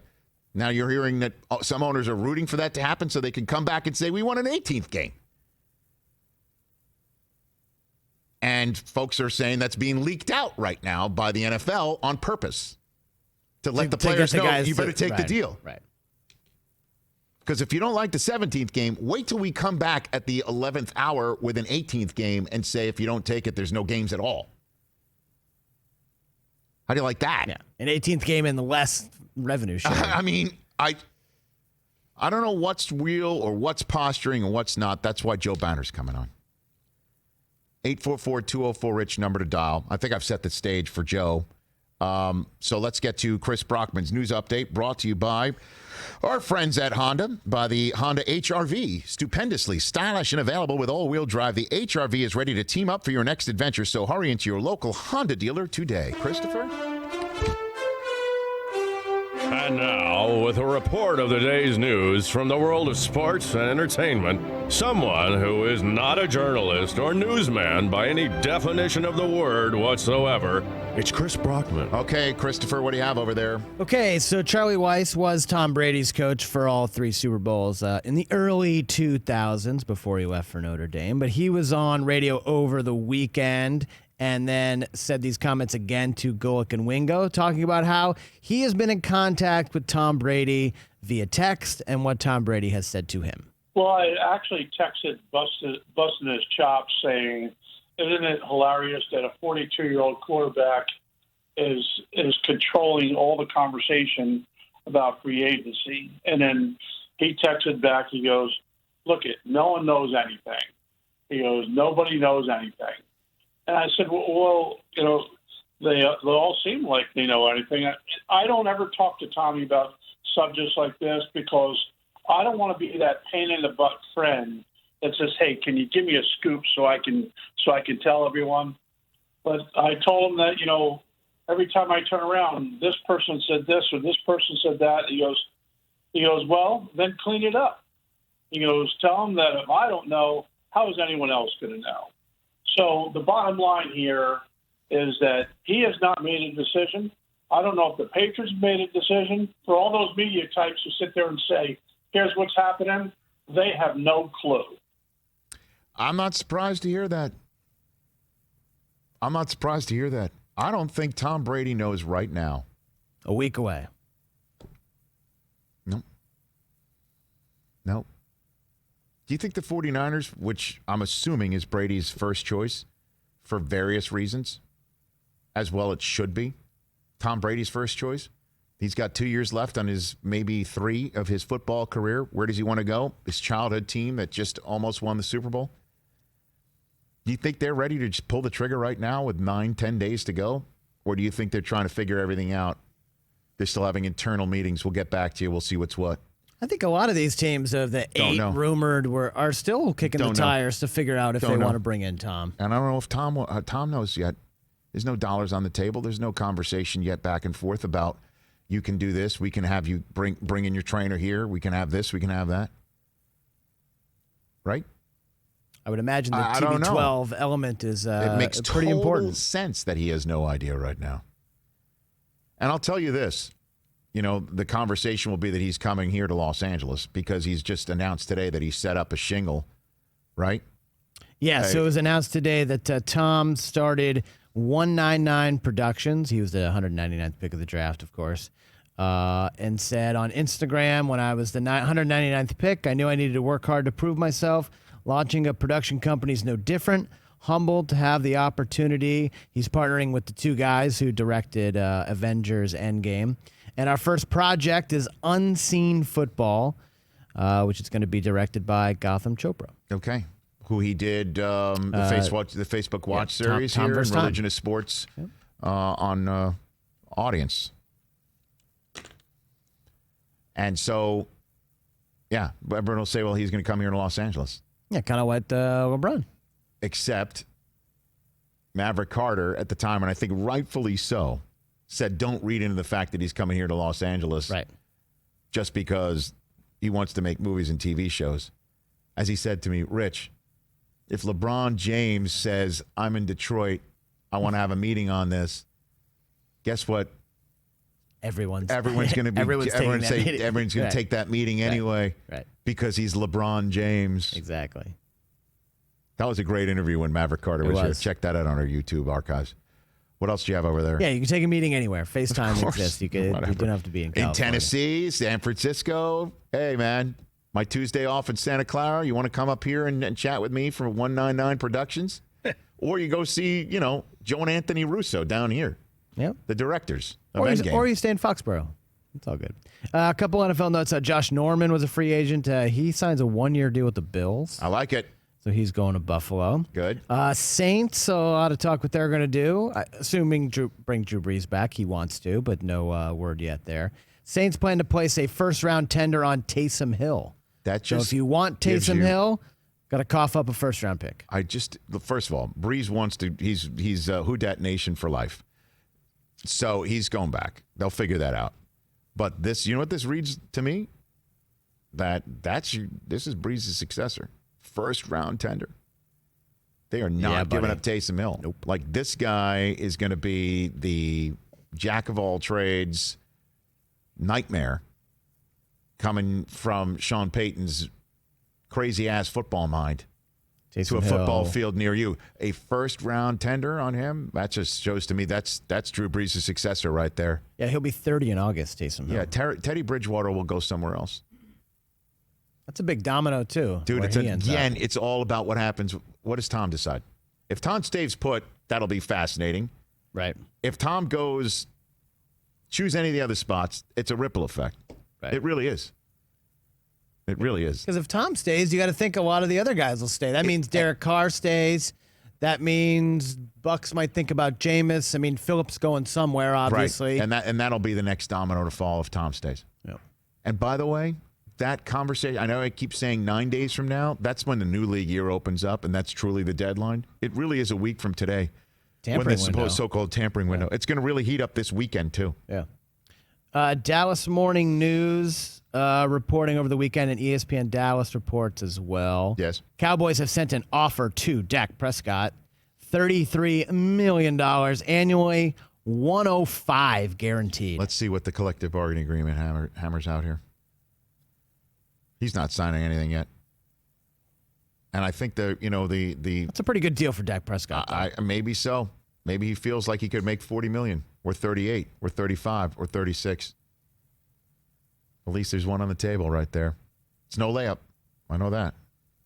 And NBA, we mentioned it. Nets bounced Kenny Atkinson, their head coach, over the weekend. Nets a playoff team. They're the 7th seed right now. Shams is reporting in The Athletic that KD and Kyrie Irving never connected with Kenny Atkinson. Belief that they did not have interest in playing for him when the Nets are whole next year. And Lincoln Riley just announced that Oklahoma will unveil a statue of Baker Mayfield. That it's 18 at the spring game. That OU has statues for all its Heisman winners just outside its stadium. So I guess the Kyler Murray will have one too. Cool. There you go. Very good. Let's take a break. Joe Banner is going to join us. The phone lines are lit. We'll take your phone calls as well. Longtime NFL executive giving his 2 cents on the collective bargaining agreement conversation that keeps on spinning in different directions. Eric Reed of the Carolina Panthers just put on Twitter a brief from his lawyers, who he handed the 456-page CBA to, and a lot of players will probably be doing this too. And he put the lawyer's response. These are the lawyers that have represented him against the NFL in the case that involved Colin Kaepernick as well. That the lawyers on his behalf saying that it's a terrible deal for players. And Joe just responded to that as well. So we'll get the latest on the collective bargaining agreement with the NFL. It is such a huge deal. It's a huge deal for the future of the sport in one way or the other. And that vote's coming down. Joe Banner next on the Rich Eisen Show. Callaway Maverick Woods, I can't tell you enough about how great the Maverick Woods are from Callaway. I love them. They're better than the Epic. Oh, Chris. And those were... that's what I'm using right now, and they literally are epic. Well, it's because the artificial intelligence that they used in the Epic to make the ball go further, they've advanced it. And there's now new materials that completely maximize distance and forgiveness. Callaway's doing things that nobody else is doing basically right now. And Maverick is changing the way that distance is literally made through research and development. The low-spin Maverick Sub-Zero, the ultra-forgiving Maverick Max, artificial intelligence on either of and every of the Maverick driver has made them all better. With the head shape, comes with revolutionary ball speed generating jailbreak technology. Just wait till you hear it and then hit it. You'll notice the difference. Check out the new Maverick driver today at CallawayGolf.com. Callaway, the kings of distance.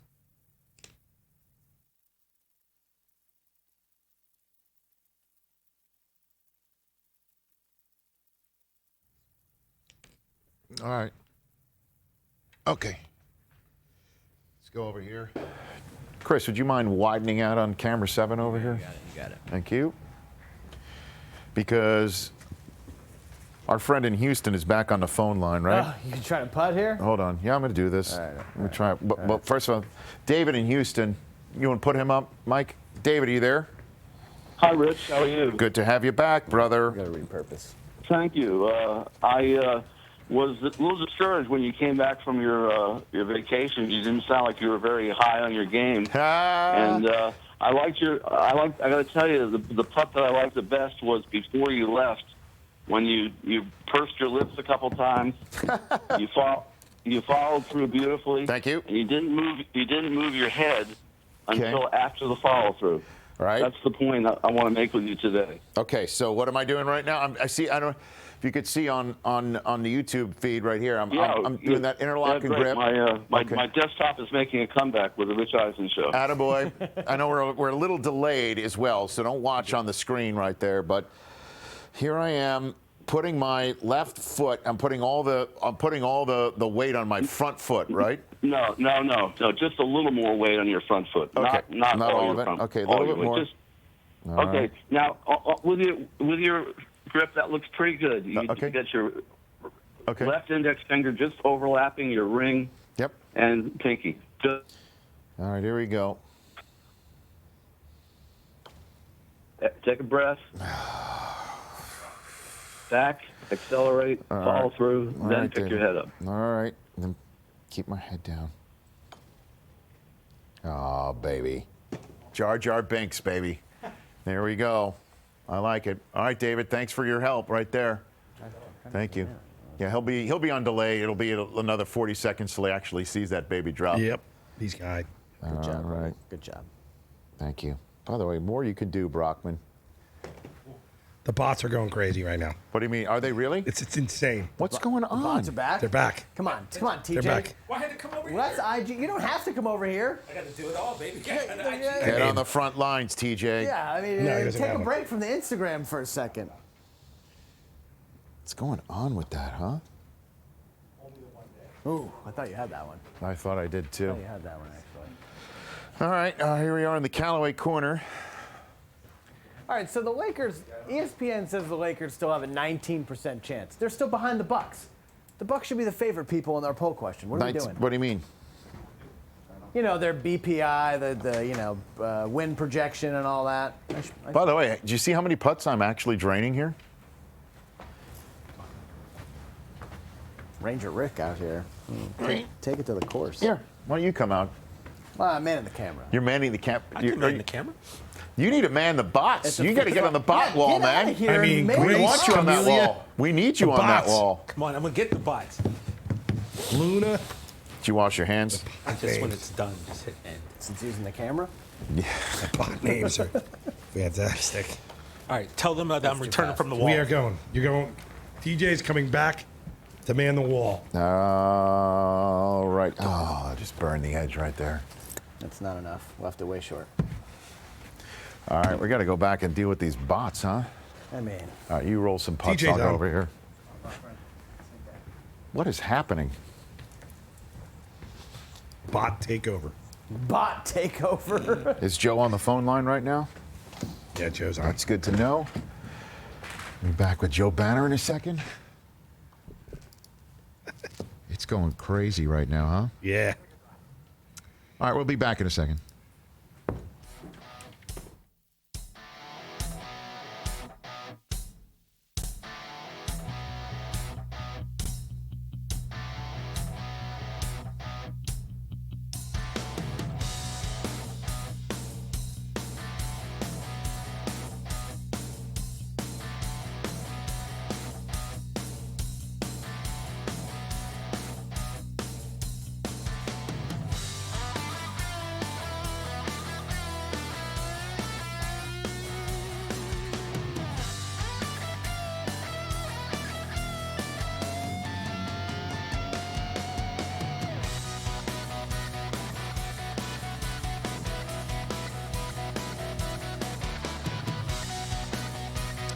Welcome back to the Rich Eisen Show. 844-204-RICH is the number to dial. We'll take your calls in a moment, but right now I want to take the phone call of a man that had an interesting piece in today's USA Today, the first of several columns that he will write for that publication. The longtime president of the Philadelphia Eagles and CEO of the Cleveland Browns, a man who's been around the NFL front offices for many a moon. He's Joe Banner back here on the Rich Eisen Show. How are you, Joe?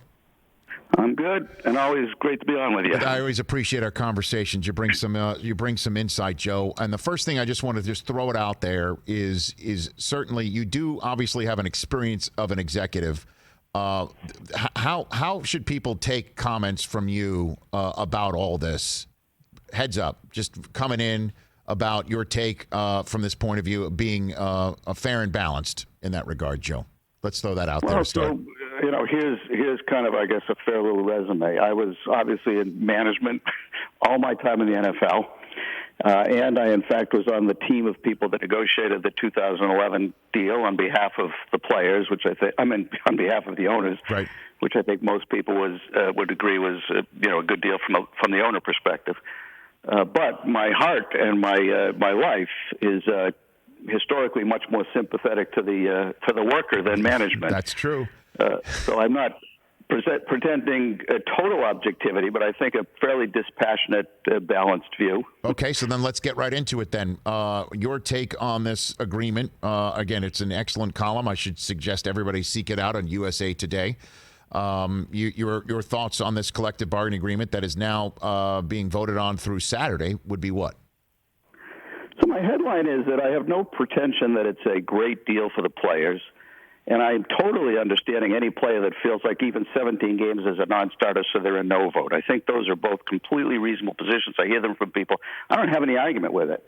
On the other hand, if you're okay with 17 games, as long as you get enough in return, I've made the case that the players really got quite a bit. The owners really went in with I'm not being literal about this, but a single issue that they wanted to make sure they got, which is not uncommon in negotiations. The other side can choose the same. For example, the union could have said, we don't care about anything other than percentage we get of the revenues because we just want every player's salary to rise. Or they could have said, there's a lot of issues that we're not satisfied with where we're at and where we want to make progress, at least incremental progress on a very wide list. And they chose the latter. And I would argue that if you look at it in detail, they actually did extremely well in having that incremental progress made on a wide range of issues. Major progress for young players, major for minimum salary players, huge result in the response of veteran players and retired players that haven't been satisfied, while still getting a solid deal for veterans, although they are the wink-wink in the deal, but they're still well taken care of. What do you mean the wink-wink in the deal? What do you mean by that? No, I just mean that they're the weak link. Oh, the weak in link. the deal. I see. In other words, the retired players and the younger players did better than the veterans, but my belief is all three of them did reasonably well. Okay, so what do you make of the news that the collective bargaining agreement vote has been pushed 48 hours for a deadline? Where does that come from? Well, I do think, and I have the benefit of having talked to players and having talked to a number of agents who are talking to their players. The players don't have the information and the extent of the information, and a chance to ask questions, and even challenge things that they need to feel confident in their vote. So right now, there's too much influence coming from the outside, and the Twitterverse, and a couple of highly vocal players, and a couple of people that are, for or against the deal. They really need to focus on, what did we give up, and what did we get, and if we don't take this deal, what are the chances we do better? And then I would ask the question, if we don't take it now, what are the chances we do worse? And, I do think that it was good to see that extended, and I saw there was a question where somebody asked the union to put out a document comparing the 2011 deal to this deal so they could actually see where they made progress and where they didn't. So I think it's a good thing. I think if the players really understand the deal, I think they'll vote yes. And I don't in any disparaging way. They're busy lives, and some of them are traveling in the off-season, so on and so forth. So, taking a 400-page document and expecting somebody to understand that doesn't have expertise in this area is really not realistic. Well, Eric Reed did that, and he sent it off to his lawyers, and you saw the answer he asked his lawyers, including Mark Garagos, who's quite well known, and their response to it was hell no. And then you kind of chimed in on this. What about that? Because I'm sure Eric Reed's response is going to go in a lot of places, and people should, I guess, seek that out. Yeah, I mean, listen, my response is that if Eric's intent was to get an outside voice to look at the deal and give him an honest opinion, what are the good parts, what are the bad parts, and overall, what's your recommendation? I just think you have to go to somebody who's understanding the business of football and the history of these negotiations and can give you that answer from a very objective seat. You know, a lawyer looks at things from a very literal and legal perspective. And, you know, may not have any context of, you know, well, what's possible? You know, if we're trying to make progress here on a large number of issues, that was the decision of the players. I can tell you beyond any shadow of a doubt, I saw the write-up of the initial proposal that the union gave to the league and clearly reflected that they weren't focused on a small number of issues as the league was.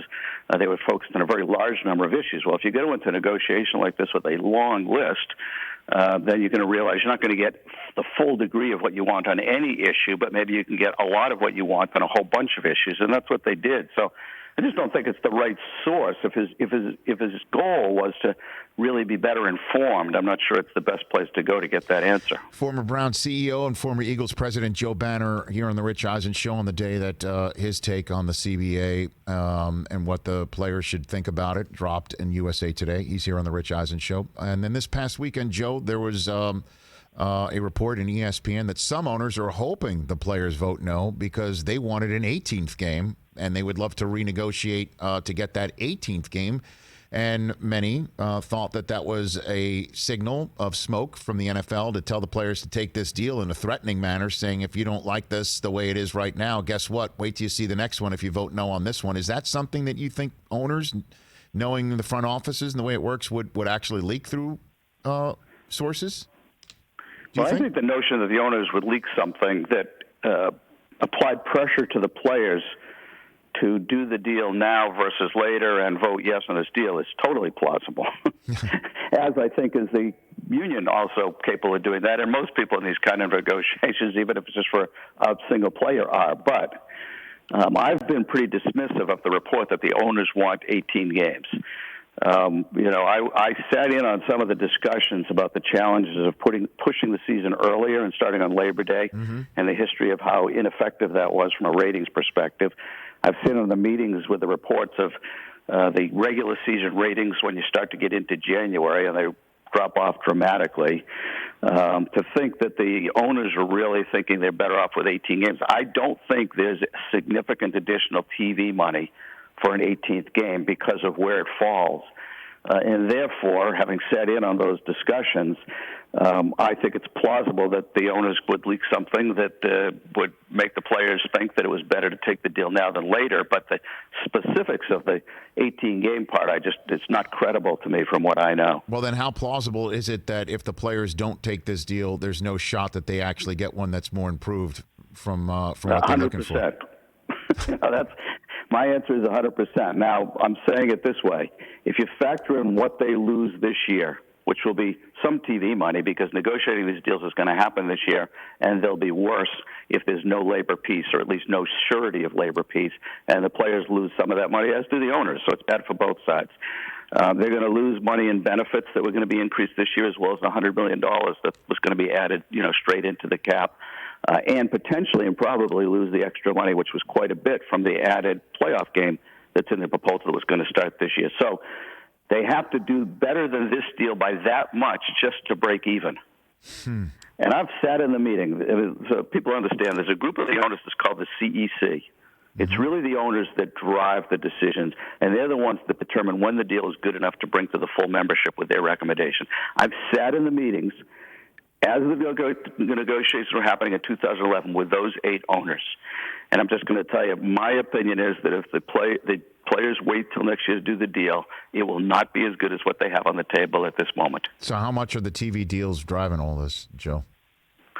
Well, the TV deal is obviously very important, but, I make the point that some people seem to skip over. It's equally important to both sides.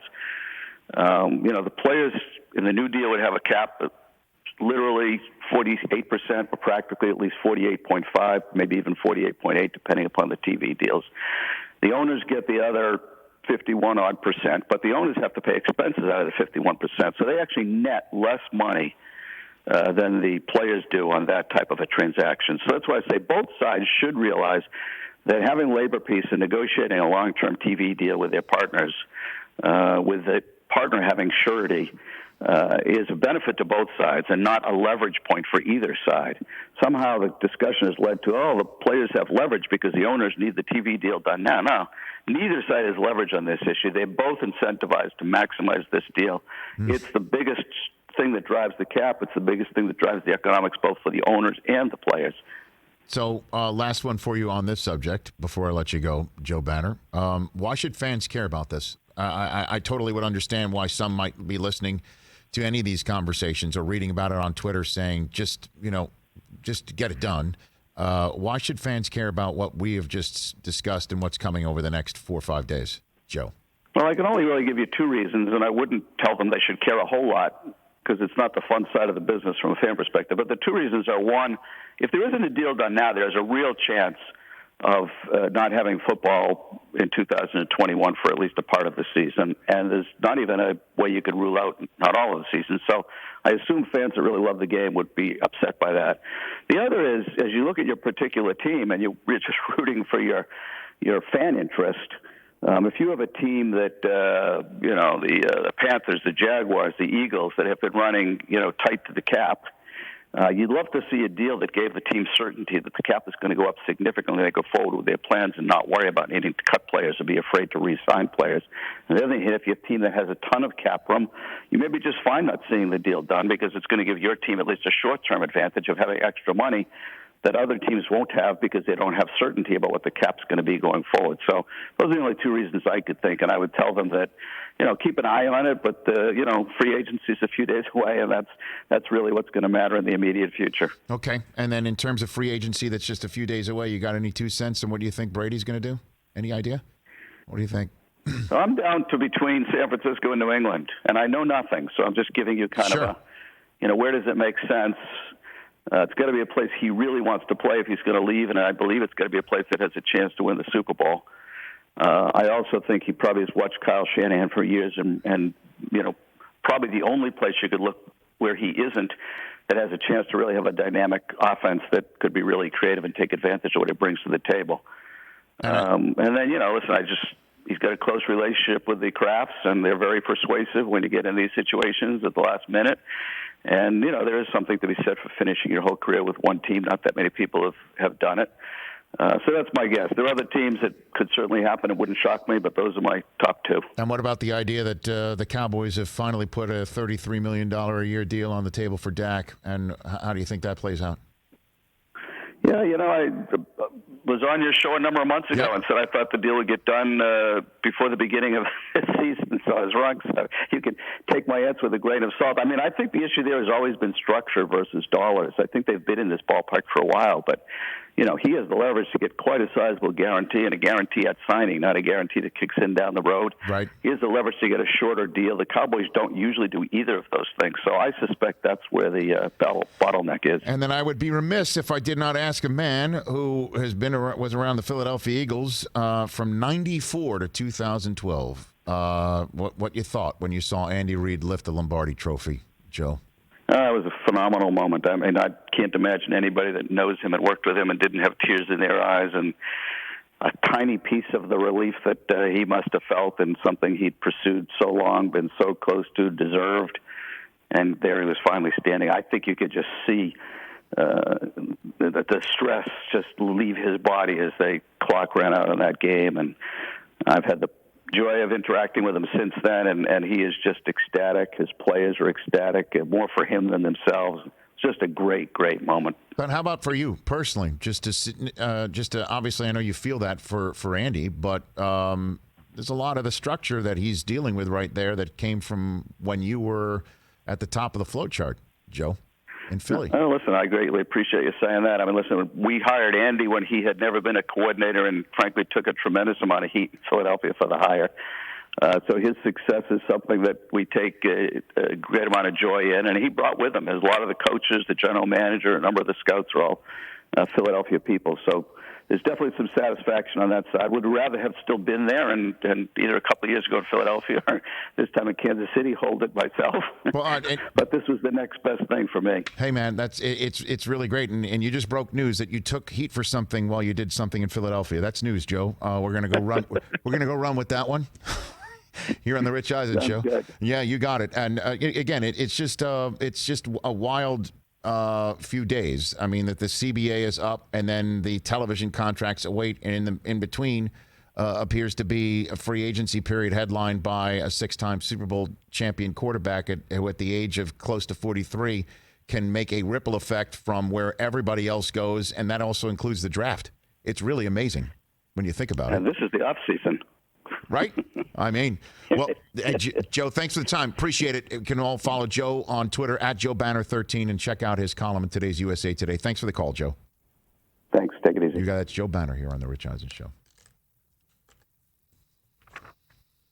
I mean, you heard what his answer was. Take the 100% will not be a better deal. And he just gave you the numbers as to what you'd have to make it up. Man, I just know there's a high level of distrust. One, you could just read it with Eric Reed's tweet, and Eric Reed has many reasons to feel the distrust. And then I'm sure he's giving voice to a lot of players who feel that way. And then there's the issue of that 17th game. And it's not a 50-50 revenue split. And even though, Joe's basically saying, well, the owners have got to outlay a ton of expenses, but then the players don't get a piece of sweet money and stuff like that. And you go back and forth. But then the question is, it's a multi-billion dollar pie. I hope this thing gets hammered out. Because, again, for those watching at youtube.com/Rich Eisen Show, this dome that has makeup upon it for the first time since we started doing our YouTube shows used to have a lot more hair on it. And that 2011 season, my last hosting NFL Total Access, through a lockout every day, caused me to have this dome right now. I'm telling you, man, on the air. We would be doing shows because the lockout occurred, right after the season, and so Combine goes down. Hey, here are the top prospects. Although there's going to be a draft. The question is what contract is it going to be? Because that was, the year in which out of the contract negotiation came slotted deals for the first time. Right. Cam Newton was the first slotted quarterback. And so free agency would have hit. Hey, guess what? There's free agency right now, but there's a lockout going on. And the rules might be different if there's a season. But right now, if the rules were the same and there was a season, here are the top 5 free agent running backs. And we'd be like, what are we doing here every day? David Letterman had me on his show because he was fascinated what it was like to be a host of an NFL draft during a lockout.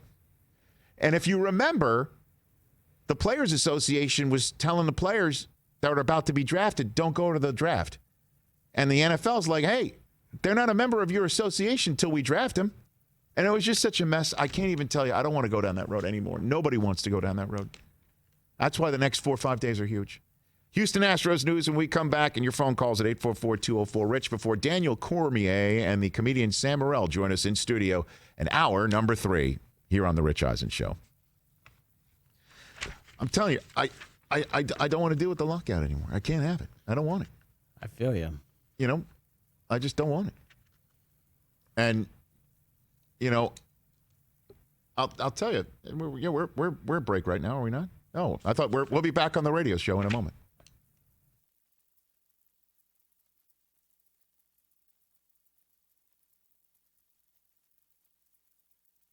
Okay. Now I'm just telling you, I don't want to deal with the lockout anymore. Yeah, I don't blame you.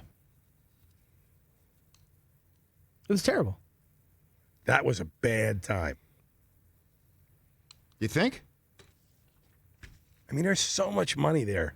That's what I don't get. It's like, hey, look. And I get it. No, I know there's so much money there, but you also like you want to be treated the way that you think you should be treated. I'm for both. I mean, I'm for the players to figure out what they want to do. It's like 100% for the players. at that point. Taylor Lewan, do we have his Uber rating? We got Taylor Lewan's Uber rating? Yep. Ooh. Well above 480. Like you said. So the 4.9s are good, I guess. Yeah, he shares his Uber account with his wife. If you're up in the 4.9s, it's like the one thing for sure that people have said because I posted it on my Instagram page, and then I think TJ put it on our Instagram page, and we put the Uber stuff on our Twitter page. The one thing I think for sure is that it's weird to get in the front seat. Weird. I have the highest rating, and I go in the front seat all the time. That's true. You do have the higher rating of all of us, but most of the time I do it is when we're all together, because I just ride or TJ will. Okay. Is Casey around? Is he there, or is he gone? Did he leave? Come over here, Case. Come over here. Let's get Casey Garrity here on the show.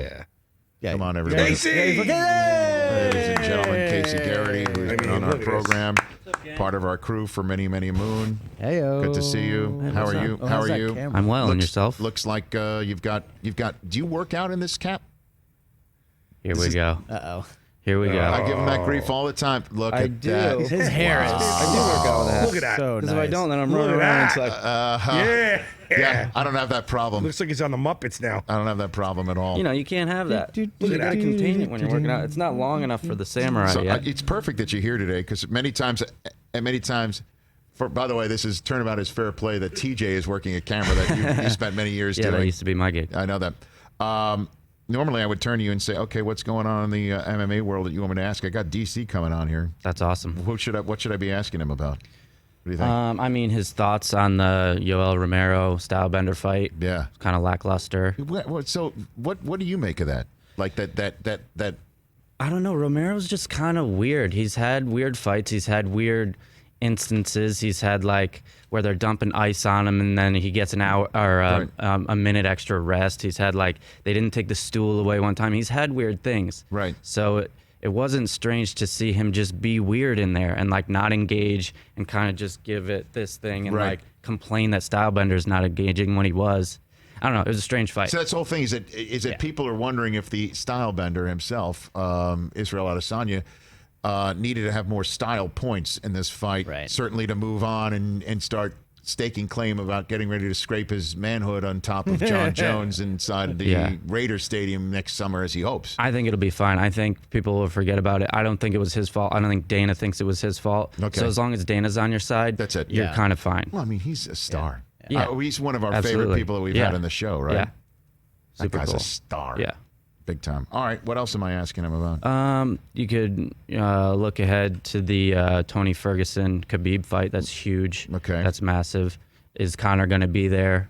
Is he thinks the fight's not going to happen. So he's planning on like training. Is he going to be there? Is he going to like be ready to make weight?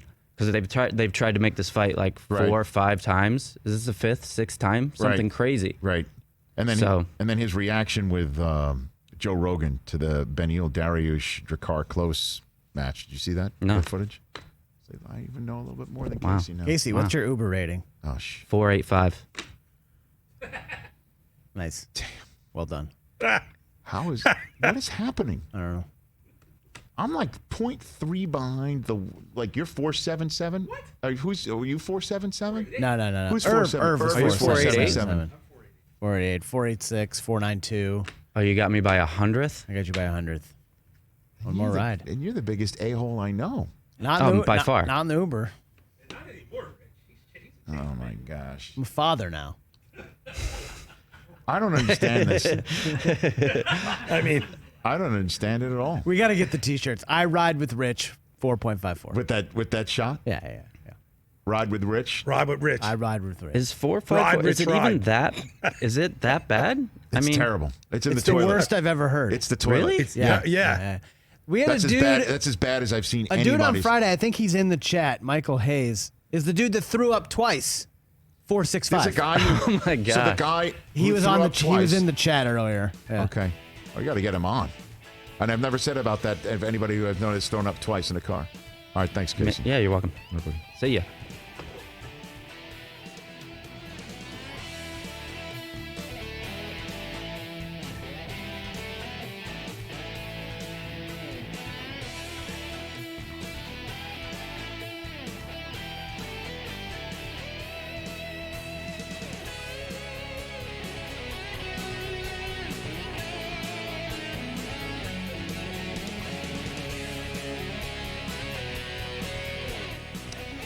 Welcome back to the Rich Eisen Show, 844-204-RICH. We're going to take your phone calls in a second. Justin Verlander with a mild lat strain. He's going to be shut down for the rest of the spring. Uh-oh. Quote, unquote, Verlander, I would say it would probably take a miracle for me to be back by opening day. Yikes. Now, with Garrett Cole in New York and Verlander shut down for potentially, I mean, that sounds like, you know, why throw him out there when it's 50 degrees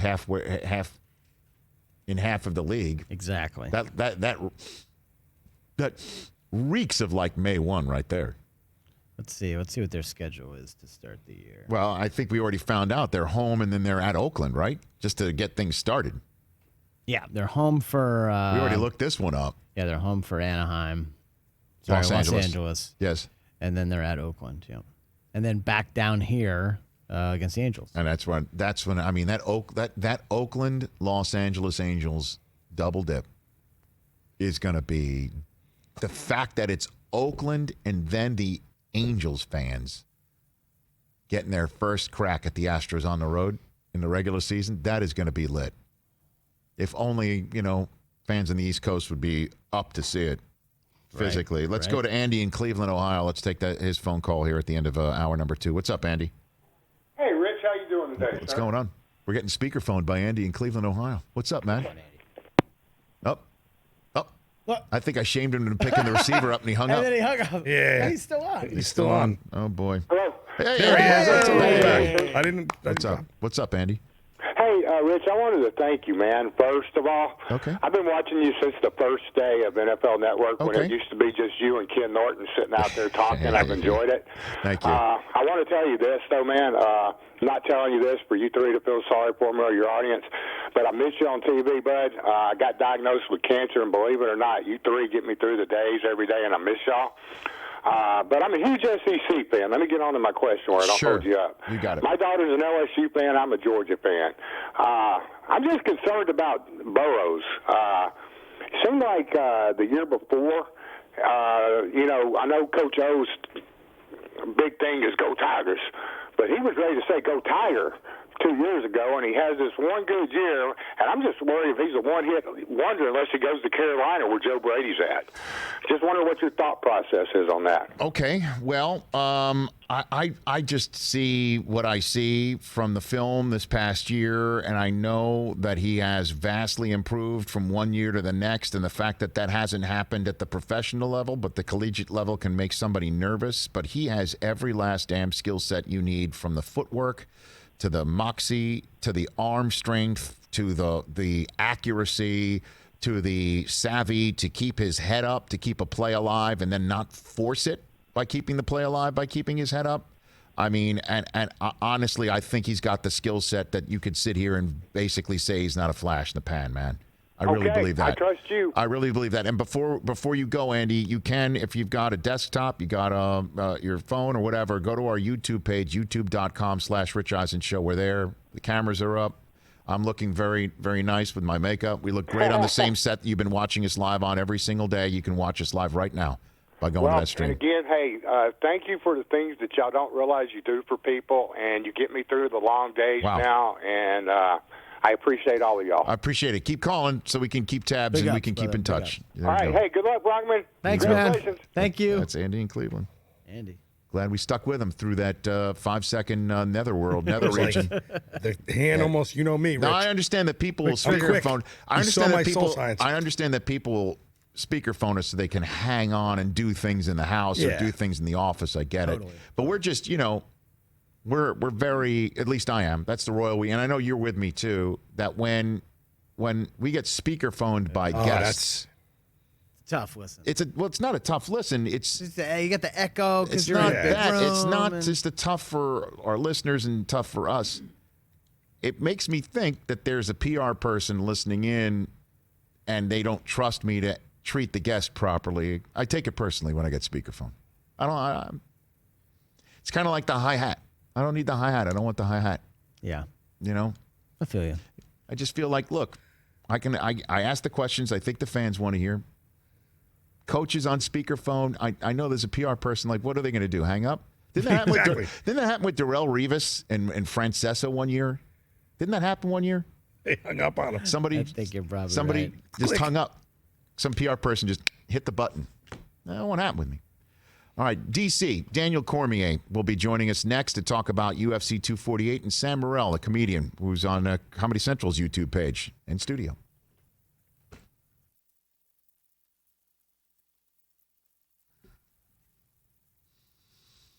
We're back, Rich. All right, here we are, back here on our show. Thank you, Mikey. So, do you remember we went to Washington? The first time we went to Washington, D.C., or was this the second? I feel like this was the We went second twice. for I think we went twice. One year we went to launch the That's AT&T right, we launched the studio. studio. That was when we thought, okay, hey, AT&T's just bought us. They got us a studio in D.C. Let's go. We now have one in New York, one in D.C. This is going to be great for a very long time. Love it. And then we went for another event. They asked us to come to, because there was a whole big hoo-ha. It was the week of the inauguration.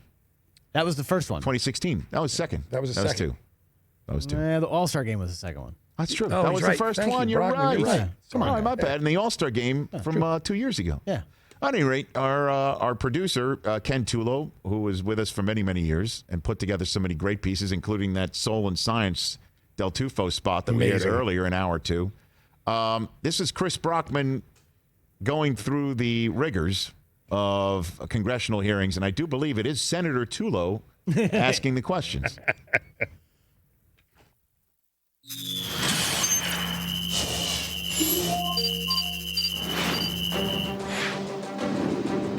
Mr. Brockman, in old school gambling parlance, are you familiar with the term cooler? Yes. If you're at a hot table and you sit down and all of a sudden the cards don't go your way, you're the cooler. And do you believe that the concept of the cooler also can exist in sports? Sure. I think that's possible. Mr. Brockman, is it true that you attended Super Bowl 52 as a Patriots fan and Game 7 of the Eastern Conference Finals as a Celtics fan? Where are we going with this? Yes or no? Did you attend those games? Yes. Can you please tell the committee the results of those games? The Eagles won the Super Bowl, and the Cavs won Game 7. And Mr. Brockman, is it true that the Rich Eisen Show for the past 4 years has conducted a March Madness bracket challenge in which the loser has to wear clown makeup? That's true. We've done that. Who'd lost this season?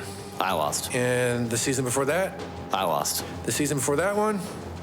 I lost. And the season before that one? I lost. Mr. Brockman, do you think your history of bad luck will have a detrimental effect on the Rich Eisen Show as it heads to Washington, D.C.? Well, actually, I think that it's just... I plead the fifth.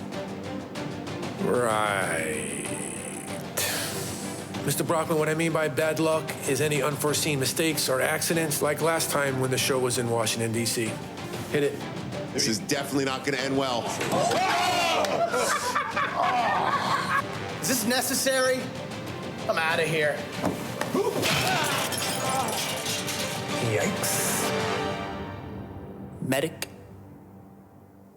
Medic.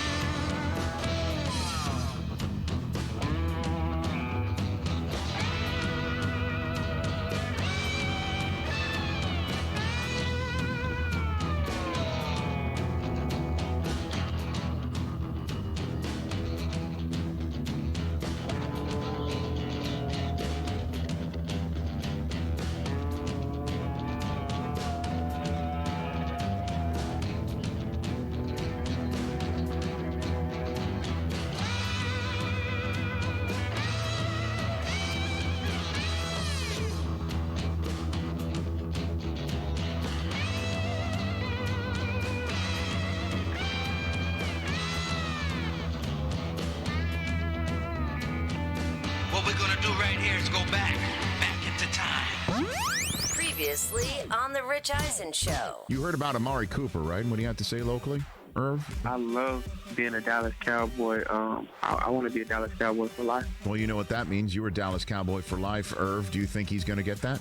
I certainly hope so, Rich. And when Jerry hears that interview, that says, "Oh, so you're willing to work with me on this." That's what Jerry hears when he hears, "I want to be a Cowboy for life." That means, "Oh, so you're willing to take a little bit less to stay here for life." Another Rich Eisen Show is coming at you right now. This is the Rich Eisen Show. I promise that you'll never find another like me. What is do a 180? Live in Los Angeles.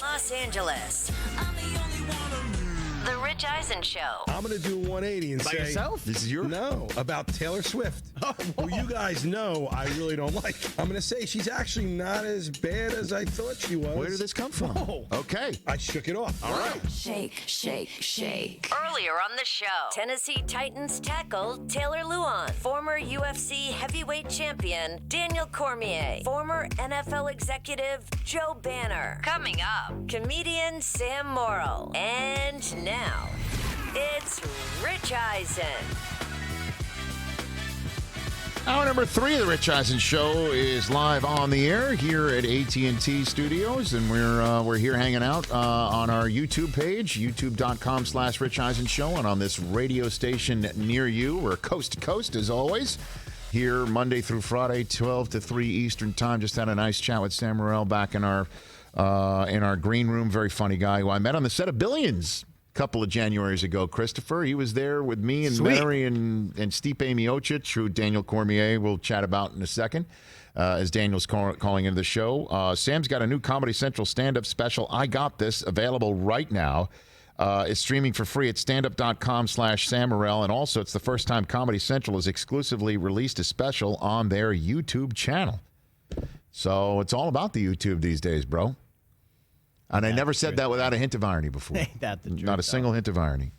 So Daniel Cormier is going to be calling into our show in a matter of moments. And he was at UFC 248, Adesanya versus Romero. That wasn't as scintillating as a lot of people had hoped. And the question is, did Stylebender need to have a little bit more style points to keep getting on and having his trajectory go way up in the same way that we all were expecting it to? And he wants a piece of John Jones, as we all know. And He told us what he's going to do to John Jones. He's going to scrape part of his manhood on top of him. That was, that's one of those moments when you're a host of a show and you hear something and you're like, did I really hear him say something like that? Yeah, we both looked at each other like, we heard that right? Pretty much. There was that fight. There were a couple other fights. Beneil Dariush and Drakkar Klose that was of interest to a lot of people online because there was a shot of DC Daniel Cormier and Joe Rogan reacting to the knockout, and then I guess the preview of International Women's Day. The strawweight fight between Weili Zhang and Joanna Jędrzejczyk. That was the fight of the night, right? That fight according was to all accounts, bananas. The fight of the night, according to anybody who was watching UFC 248. Yeah. Hands down. Okay, so DC will be calling into the show, and we got Sam calling in shortly. The news of the day, essentially, outside of the real world, is the players beginning to figure out what is going on with their collective bargaining agreement and what to vote on. We had Taylor Lewan on hour number 1, and he said it was a very personal question, but then said he did not vote yes on it. But he does think it's going to pass because it is too enticing for the rank and file. Anybody who's at the very beginning of their career and doesn't have a long-term contract and is in that spot that the average NFL player is in. And by average, I mean not in terms of talent, just in terms of, and I thought this every single time whenever I was talking or at a rookie symposium back in the day when NFL Network launched, we would go to the annual event where the Players Association gathered all drafted players, all 256 or 255 drafted players, to all get in and essentially in a room and teach them how to be a pro. And I would cover this rookie symposium, and I would think about this all the time. On average, everyone I'm seeing in this room, 50% of people I'm seeing in this room, will have to figure out something to do after 4 years. And if they have a great deal in this collective bargaining agreement right now where they were going to make more money and labor peace that they know that they would be making more money for at least half of their average length of a career, they're going to go for it. Now, the Players Association announced during that Lewan interview that they were pushing the deadline from Thursday to Saturday to vote on this. That's essentially the news right now as we're waiting for free agency to happen next week. The NBA world, we just saw LeBron James and the Lakers knock off the Bucks and the Clippers in back-to-back games this weekend. Our poll question is, which team do you think is going to win the championship? We've given you the choice of the Bucks, Lakers, and Clippers. Correct, Christopher? Correct. And currently stands as...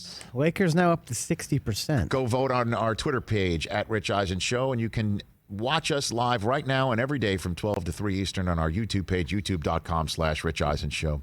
He is one of the all-time greats in the history of the sport, held the heavyweight and light heavyweight world championships simultaneously, and he was at the mic for UFC 248. He's Daniel Cormier back on the show. How are you, DC? I'm doing pretty good, Rich. How about yourself? I'm doing fine. What'd you think of that weekend, sir? What'd you think? We had some good. We had some weird. It was just a normal night in the UFC. We had some good fights. Actually, we had some great fights, and then we had that weird main event. So it was like a normal day in the life of a UFC commentator. Yeah, I was going to ask you where Adesanya versus Romero fell on that scale of adjectives, and you place it in the weird. Why do you place it in the weird, sir? Man, did you see? I mean, if you watched the fight, you saw the very first minute and a half. Yoel just kind of stood there with his hands up, and he's so frightening that he almost froze Izzy without even doing or throwing anything. And then, honestly, it just kind of stayed that way. It was one of those fights where you kind of were anticipating the explosion, the fireworks, and it just never came. You got 25 minutes of essentially cat and mouse. And it was just weird, man. It was a weird fight. It reminds me of a fight way back in the day. Anderson Silva fought in Saudi Arabia, and it was one of those nights that just did not turn out to be what everyone expected.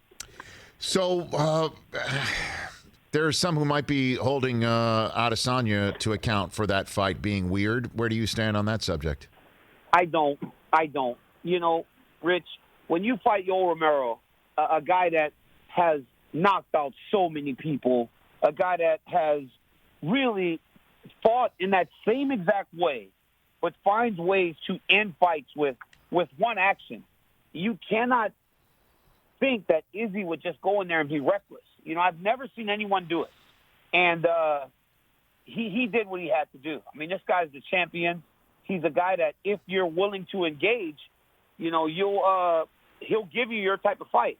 But Yoel Romero is not a guy that you want to be out there being reckless with. He's just too dangerous. The risk is not worth the danger that it takes to go out there and just be reckless. We met Adesanya last year, and twice he came by in our studio, and he lit it up. Like we could have turned the lights off, and his energy and his personality could have powered the entire studio. I love meeting him. I love seeing what he does. He's a showman. He's an entertainer.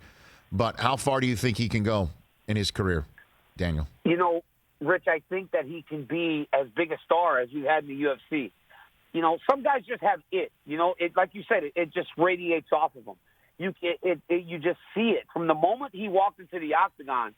He essentially marked his territory, and you saw a young kid who had never done anything become a champion in like a year, and that doesn't happen very often in the UFC. And I think that's just one of those nights. I mean, Anderson Silva, it did not really affect his legacy having that night in Saudi Arabia, and I think that's going to be the case for Izzy. I think he's just going to move forward, and his next fight is guaranteed to deliver because the guy he's fighting, Paulo Costa, has never been in a fight like you saw Izzy have last week. So how do you handicap that one right now, first blush? Oh, that's a close fight, man. I think Paulo Costa, he's a guy that says, forget the risk in fighting Yoel Romero, and he just went right at him. It was the same night that I fought over in Anaheim, and it was a explosive fight. But it's hard to pick against the champ right now, but I do believe that this is the most real challenge that he's had since becoming the champion or winning the interim championship. I know his fight with Kelvin Gastelum was super close, but, I mean, this guy's a beast, man, out of Brazil, and it's going to be a fun one. Well, in terms of his plans, he couldn't have been Adesanya could not have been more graphic in his description of what he intends to do to John Jones, and not only do to John Jones, he knows exactly where he wants it to happen. He wants it to happen in the new Raiders Stadium, and he wants it to happen next summer. And he's envisioning this. I mean, he could not have been more point blank about it. What do you think of that scenario, DC? I mean, you know, big goals, right? You know, the last guy we saw to pretty much try to call his shot was Conor McGregor. And look at what happened to Conor. But, I mean, I just think that Izzy needs to really stay focused on what he has to do. You know, I get it. You know, you start looking at the big fish. You start looking at the big picture when you become a champion and defend the championship. But I think the challenge that's in front of him right now, it's so dangerous, it's so big, that he has to focus, or he's going to find himself in over his head with Paulo Costa. This guy is so freakishly scary. I mean, if you could see a picture of him, Rich, you'd be like, yeah, I would never look past this guy. Paulo Costa's a beast, and I think Izzy needs to focus on that. And when the time comes and him and Jones fight, it's going to be fun. But right now, he's got business. You can understand the animus he has towards Jones, Daniel. Yeah, of course. I mean, it's easy to dislike John Jones. I mean, it's not hard. And Jones has really made Izzy a target.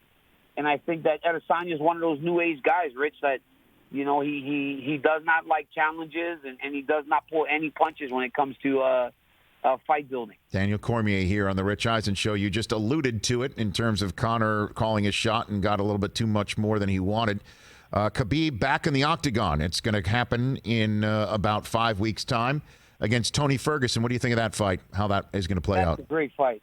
That is a great fight. I mean, that is probably the biggest fight that we can make in the UFC right now. You got Khabib Nurmagomedov, who's a guy, and 28-0. I mean, no mistakes. And Tony Ferguson has not lost in 8 years. So I think this is Conor's talented. Conor is the biggest star in the UFC. But I think when you look at the two most skillful guys at 155 pounds, it doesn't get much better than Khabib and Tony. And I think you get the two of the greatest lightweights of all time in April in Brooklyn. And this is a fun fight. I mean, I'm Khabib's teammate, and I know for the longest time in-house we have felt that this is the most dangerous fight for him. And I'm excited for him to finally get it done. So how would you have handled it if your belt got kicked in a press conference as Khabib did to Ferguson last Friday? How would you have handled that if your belt got kicked in a pre-fight hype fight right there? I'd be pissed off, you know. But you know, Tony's a guy that just kind of, he looked like it didn't bother him any. I think Tony went to that press conference with the idea that he was going to agitate Khabib. And I feel when Khabib kicked the belt, he almost gave Tony exactly what he wanted, right? He let Tony know that he was kind of upsetting him. And that's, I feel like, you know, whether Khabib would have pushed him or you know, gotten angry or in this case, kicked the belt, that's the exact reaction that Tony was looking for. So I feel like he didn't get upset. I feel like he was very happy. He feels like he got a win there. Couple more minutes left with Daniel Cormier here on the Rich Eisen Show. I think you saw the video of you and Joe Rogan going viral, right? Did you see the reaction? Did you know you were on camera when you were reacting to the close knockout? You know, Rich, they usually have a commentator cam, so you know it. Yeah. But Joe said the greatest thing the other day, and he goes, "We're just professional fans, right? We're fans of the sport that just are lucky enough to be able to call the fights." And it was crazy because Beneil Dariush had Jakar Close's back the whole first round, almost submitted him. Then Jakar hurts him very bad. He's looking to finish, and then Beneil hits him on the side of the head, right, and gets him all wobbly, chicken leg, starts running back. They start exchanging, and then boom. And then the visual, Rich, you saw it. His mouthpiece was halfway out of his mouth.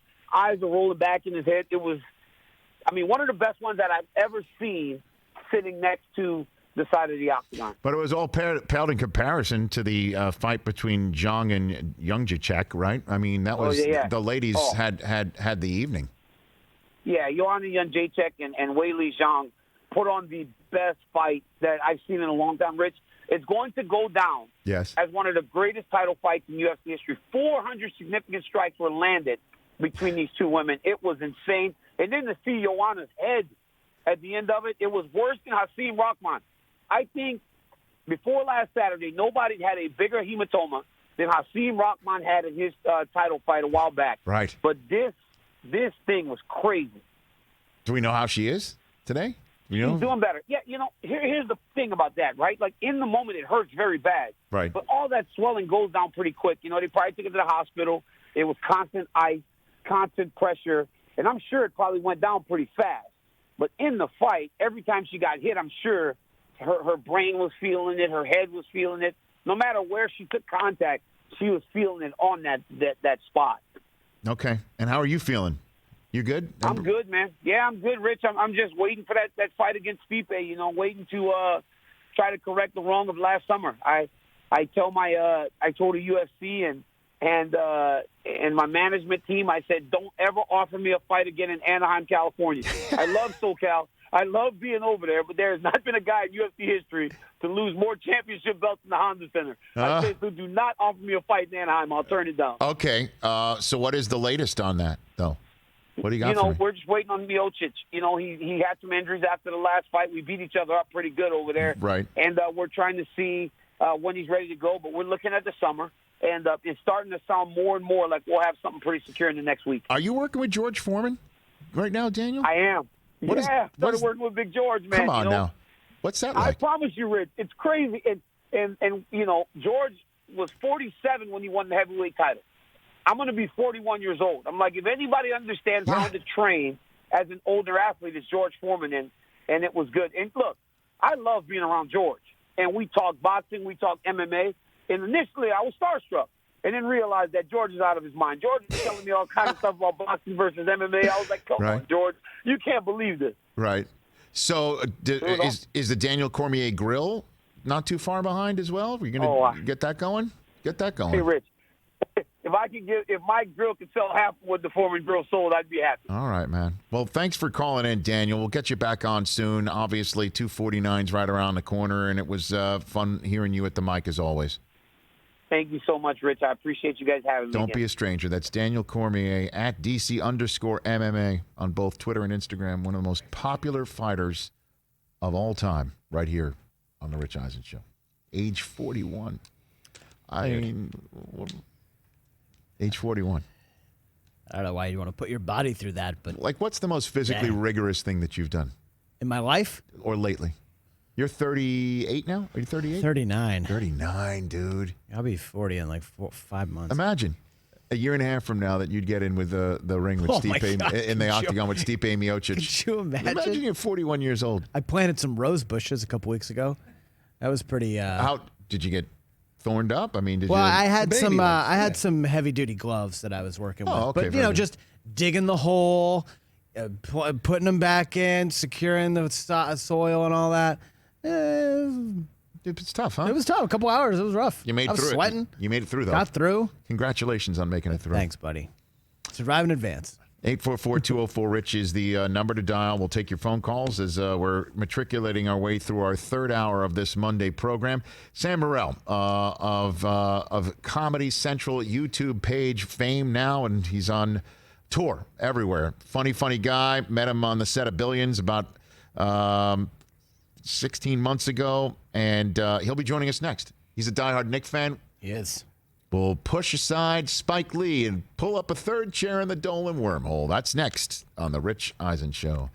The Honda HR-V, it's time for you to get in one of these babies and go for a fun drive with your family. Again, we mentioned earlier in hour number one, perhaps you're looking for a more localized trip for your spring break desires. A couple of weeks from now, you want to hop in a Honda HR-V, put the whole family in there, and get going. The 60-40 split second row gives you more room for your adventures, road trips, and nights out on the town, and there's lots of room for your whole family in the HR-V. Tons to offer, and it's an IIHS top safety pick for 2020. That leads me in perfectly to Honda Sensing, a suite of safety and driver assistive features to help keep you safe on the road. Android Auto integration, Apple CarPlay, automatic climate control system. There's convenience, versatility, available heated front seats, and that climate control system is touch-based, multiple cargo modes. I'm telling you, it's a 21st century vehicle. The Honda HR-V. Go test drive one today at your local Honda dealer and tell them I sent you.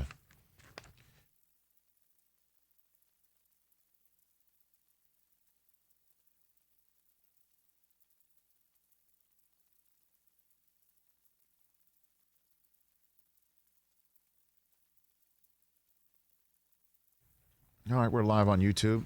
We're live on YouTube. We're live on YouTube. I can't say that enough. That we're live on YouTube. Chris Brockman is adjusting the shot of Sam Morril. Good to see you, Sam. Good to see you, Rich. How are you, brother? I'm good.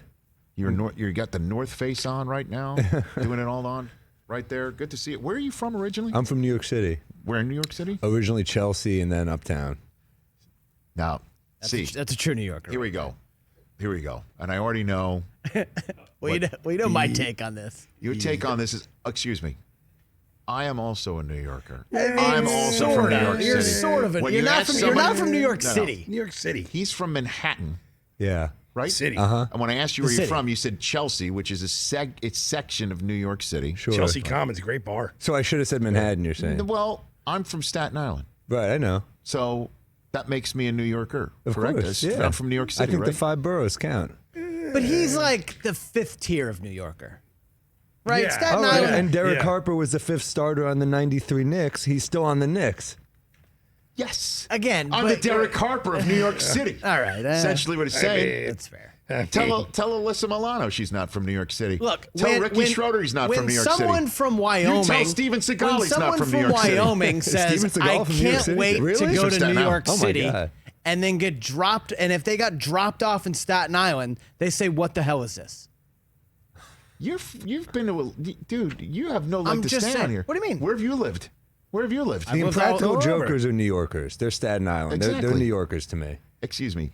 You know Colin what? Jost is Staten Island. I know a lot Colin of Staten Jost- Island comics. Yeah, come on. Colin Jost is, although he does not sound like he's from Staten No, Island. he doesn't. He does not. At all. He looks like the Prince of Staten Island, that guy. He looks great. Yeah, you tell Method Man he's not a New Yorker. I'm not going to do that. You will not tell him that. Correct. Everyone knows there's 5 boroughs, man. You got to give it up for all 5 boroughs. I would love that. You're bringing the heat right now. And when Method Man was here, he did not want he any said part of it. nothing like that at No, all. I mean, That's I my sort of. man right there. That's right. I sort of, but he was frightening. He couldn't have been nicer. Yeah. Could not have been nicer. I can see that. He's great.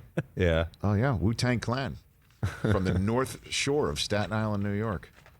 So, all right, how much time till we're back on the radio? About 2 minutes. About 2 minutes. So that's the way we roll right now. Cool. Yeah, we're live on our YouTube, and so your YouTube show is just lighting it up right now. It's crazy. It's crazy. It's Right. like it's a weird thing where you kind of have like a chip on your shoulder because you're like, I've done 2 of these. I didn't get one offer. I just shot it, and I was Right. like, people will watch it. I think people will watch this. Oh my God, it's crazy. Are you kidding me? Yeah. YouTube is as I knew comics would post and Right. You know what I mean? So that's when you have a link. Our last 2 specials were on TV. So when you're like, watch at 11, everyone's like, what? Yeah, right. I don't do that. Yeah, you no. know? So when I was like, if I have a link, people will share the link and people click in the link. And I think it's good enough that enough people be like, oh, you should watch this. And that's Right. all I had to go on. Well, I'm telling you what, man. It's great, and you're releasing a comedy album coming up this week, correct? It's the same. Yeah, it's just the same thing, but audio. Okay. Is it on an actual album? On vinyl? No. Mike, vinyl still works, right? Of course it does. It's back. What do you mean? Vinyl's is it making a really? big comeback. Okay. Yeah. Is it? Vinyl is making a big comeback. I don't know if it's making a big comeback. It might be It's coming starting back. to be, the collectors are going crazy right now buying up the old album. Mike's from New Jersey, and he exaggerates a lot. No, I don't. That is actually that's an exaggeration in the other way. Okay, so we're going to be back with Sam Morril in a second. Don't go anywhere. We're back on our YouTube feed in just literally mere seconds.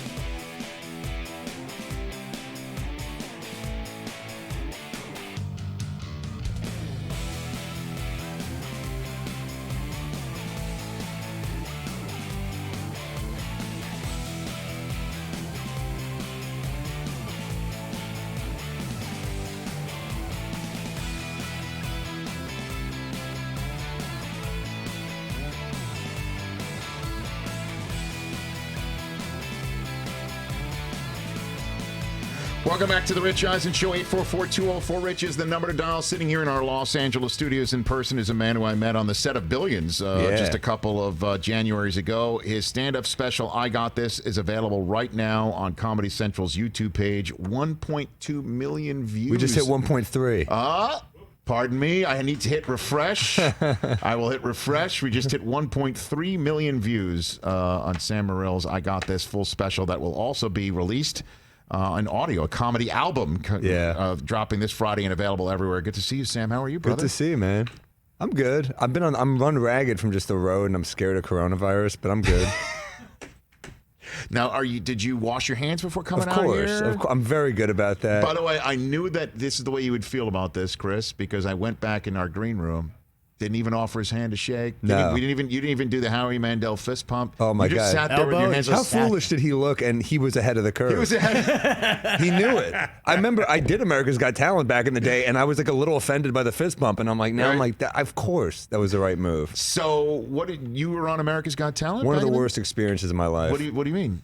Are you kidding? It's a reality show. Like, I've done Last Comic Standing, too, and that was bad because you're around anxious comedians. But America's Got Talent, you're around anxious everybody. Right. So there'd be, like, an anxious magician. There'd be, like, an anxious guy with a parakeet on his shoulder. You know what I mean? And my mom called me. She'd check in on me, and she said, how are you? I said, I'm freaking out. I have bad anxiety. And she'd be like, well, read a book. And I'd be like, read a book? There's people dancing Mambo No. 5 next to me. You think I can just read a book? This is insane. So... it was awful, and they just kind of mess with you a little bit. Like, they try to make you say, like, they'd say this, and I was like, well, I'm not going to say that. And they try to script it. Right. And then before you go on, they'd be like, Simon's in a bad mood. And I'd be like, yeah, me too. I've been here 12 hours. Like, you think I care if Simon Cowell's in a bad mood? When is he in a good mood?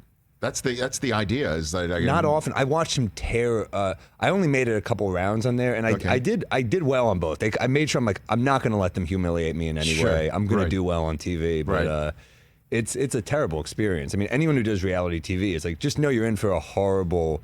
I get there at 10 a.m. I went on at midnight one of the nights. I'm telling you, my one and done experience, as you know, being a host of The Great Escape. It was a one and done season of. He's giving me this look right now. What are you talking about? It was. I know on the Steve McQueen movie. No. It's called The Great Escape on TNT, and it was done. It was done by the husband and wife team that puts the travel Amazing Race. That's right. Amazing Race on that. Sure. That just flew out of my head. But anyway, so I was the host, and you would have two teams of three, and they would be blindfolded, and we'd be in the middle of like Alcatraz, literally one episode, and they'd have to escape Alcatraz with different games throughout the actual Alcatraz they'd have to get through, and it was wild.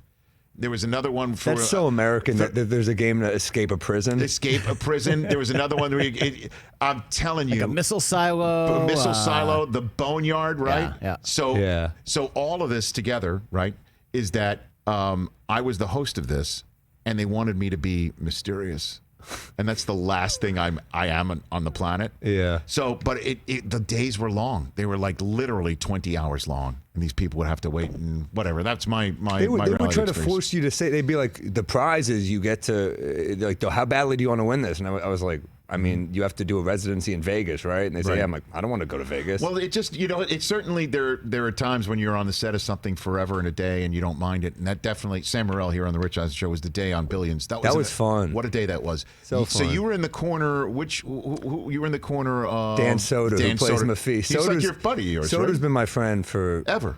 Probably at least 12 years, and I met him in the clubs, and I remember like Soder was funny out of the gate, right? You know, so we were doing horrible shows together for years, and I still remember a joke he had. It was the first time I ever saw him. I knew he was like I was handing out flyers for stage time, and he was doing the check spot, which is you go on when people are paying their bill. Right. They're both are horrible, you know? so and we instantly hit it off. He's a great dude. And, He's a good dude. And Dan had a joke, I remember the first time I saw him, about how pretentious Whole Foods is. And this is when Whole Foods was even more pretentious back in the day. They've chilled out a little, you know, but how they insulted him when he walked in. He said, you need a place like Walmart because the greeter, you know, like that makes you feel good about yourself when you walk in. Like you walk in and you're like, oh, I like that guy. I'm going to buy a flat screen. He's like, that's what you and I just remember that joke being like, oh, that's a great joke, you know. And he's he was on the show recent days, and he was a diehard Niner fan, so I'm sure he's licking his and wins from the Nuggets. Super Bowl. He's got weird, really weird. Because he had a weird, like, you know, he had his dad, but then he grew up in Colorado, so he's a big Nuggets fan. Loves Jokic. Nuggets/Niners hybrid. I know we kind of gave him grief for that. So you were in the corner with your buddy Soder and I think Miocic, right? Yeah. What was it like hanging with Miocic? He was awesome, man. I got to admit, I don't know that much about fighting. I'm more of a basketball guy, but he's great. I texted him because I was in Cleveland recently. I had Tim Ferriss and Stipe Miocic. That's right. And me. And it's a wild day, the dumbest corner ever. I was like, why am I here? But yeah, I mean, it was so fun. It was the most fun shoot ever. It was great because Deontay Wilder was there too, and he was just a million. We should look at the picture of him. He's standing above the entirety of the. And Billings is such a good show. I know. It's a show where you're like, oh, I actually would watch this show anyway. Oh, it's amazing. And there's Bob Menery standing right there. I got to spend the whole day with him. I gained about 10,000 Instagram followers just by being within 2 feet of him. It was amazing. Sam Morril here on the Rich Eisen Show. All right, do we want to get into the Knicks? Do you want to? Sure. Sure. I mean, so. I've been a Knicks fan for a long time. Okay, so how old are you? I was born in '86. So my first taste, 7 years old, was that was like my first memory is us losing in the finals. Right. I loved Starks. You lose the finals again to the Rockets, right? Yeah. So you're a 7-year-old. You're watching the low speed OJ chase in the right hand corner of the screen, and the Knicks Rockets in Madison Square Garden and the full screen. At least OJ gave us hope with that chase. You know what I mean? At least he didn't brick 18 shots or 16, 2 for 18 Starks. John Starks, man. I love Starks. That hurt. As a kid, he's every kid's favorite player because he's a gunslinger. Every kid loves a guy who's just kind of streaky. Yeah, with no conscience. No conscience. At all. I loved him. But that was so great about him. And Starks he came out of nowhere. And he was 6'3", guarding Jordan and Reggie and all the two guards. Let me tell you, too, just since you were 7 years old, I mean, I'm 50, so I'm a little bit older than you. And so I graduated high school when this man was born. But all that said, I'm trying to do the math in my head. But all that said, you're just Knicks fans waiting for somebody like Ewing. And then waiting for Ewing to be paired with anybody that could take the pressure off of him. And it was supposed to be Bernard King, but Bernard King blew his knee out just as Ewing was being drafted, which is why they were drafted so high. They were able to draft so high that, and maybe a frozen envelope in the David Stern Tureen. But by the way, great fantasy team name, David Stern's Tureen. That Starks was that guy. He finally became, like, obviously pairing Oakley with him was one thing as an enforcer, but you needed someone to put points on the board and create an outside game that could take the pressure off of Ewing, and Starks was that guy. But how many teams won, like, with a guy as Starks' level as a second option? It's, right, like, very few. Well, you got to be honest with you. Almost the Cavs did with J.R. Smith, I'm with trying to LeBron? compare you with LeBron, yeah. They had Kevin Love and Kyrie, though. No, I guess that's the year that they won it, or I guess they could come close. I'm trying to make some sort of comparison. The Rockets that year, I guess, are the comparison because they had maybe like a rookie Sam Cassell and Robert Horry and maybe Vernon Maxwell. They didn't really have a guy who was. I feel like every other team had. Bird had a couple guys. Magic had a couple guys. Jordan had Pippen. I feel like the Knicks again had Oakley, which is another reason why I've swore off the Knicks because of the way Oakley got treated. I got a crazy Oakley story. Please, you have the floor. Well, first off, Sam I was Morril. at the game. You were at the game. I was at the game with my friend Michelle Wolf, who's a comic, and she's adopted the Knicks. I feel like partly out of our friendship. My other friend Joe Mackey, they're both from Pennsylvania, so they've adopted the Knicks because they moved to New York, and we're good friends. So we're at the game. We see it going down, and it's insane. It's humiliating. It's insane. And I worked for the Garden. I had a show on MSG. So I had a show on that network. They were like, we're going to make a comedy show. I don't know if you know this. Not the best home for comedy. The MSG network. Well, intended comedy. No, it's not right. Unintended comedy. Man, it's they a treasure insulted trove me. there, They man. insulted me nonstop, and it was tough because I'm a diehard Knicks fan. It's insane for me to just be like, oh, I get to interview Starks and Evander Holyfield and anyone who comes on the show. This is so cool to me. Right. You know, a kid who grew up loving the Garden. So it was tough. And then Oakley, I see him at the Big Three. You know, he's at the Big Three tournament, Ice Cube's thing, and I'm covering it because I was like, hey, I could interview like 20 NBA players. I get to interview Dr. J, Iverson, all these great people. For MSG. Yeah. It never made the show. I got all this footage and they're like, we can't. This is a great example of MSG. So I interview Walt Frazier, who's the coolest. Who's cooler than Walt Frazier? Nobody. And I'm a big fan. So I said, I'm asking questions to me that are interesting. Like, you were roommates with Phil Jackson on the road. That's got to be pretty weird when you see players living these luxurious lifestyles. You have a roommate. Like, that must make the bond that much more intense. And then they cut it down to just ask about his commentating. I'm like, this guy lived the most incredible life, and we're just going to ask him about broadcasting? Right. And so the interview's condensed to me, like, use a lot of big words. That's the interview. That's it? That's basically it, So, wow. So I get to Oak at the Big Three, and he sees the MSG mic in my hand, and he smacks it out of my hand. Do you know how painful that is for a kid who, I was like, you were my guy. And I can't, I couldn't even, so I just said, hey, man, I'm a New York kid. I'm a comic. I don't know what to tell you. And he kind of softened a little when he saw that it hurt me, Right. And we talked, but he wasn't warm. And then the show ended up going off the air, and I ended up doing this thing for Bleacher Report, and it was an infomercial, and it was just me and Oakley. Okay. Right? So it's me and Oak, and it was supposed to cut away to Michael Rappaport and Ron Artest and all these people. So the infomercial, it's called Oaks. It was a big production. It's called Oaks New York Deli, and it's premium New York beef. Right. And then he comes out, and I'm like an Premium New infomercial York guy. beef. And then I'm doing the infomercial, and he comes in, he goes, with no MSG, It was a really funny sketch. And Oak, there's a part where Oak smacks the deli meat out of a kid's hands. He's like, Right. no easy buckets, dumb stuff like Sure, that. But right. out of Oak's mouth, it's hilarious. And they just ended up not airing it because they didn't want the beef with Dolan, MSG. it's Yeah. amazing, man. And I'll tell you what, even if Sam Morril, the comedian, again, check out his comedy special with 1.3 million other viewers. Yeah, baby. I Got This, available right now on Comedy Central's YouTube page, standup.com/Sam Morril. So I'll tell you this, even if Oakley had just looked at you sideways because you had a microphone cube that had the Madison Square Garden network on it, even if he just looked at you sideways and answered your questions, they wouldn't have aired it. There's no chance that if you came back and just said to all the MSG producers, hey, guess what? I got Oakley.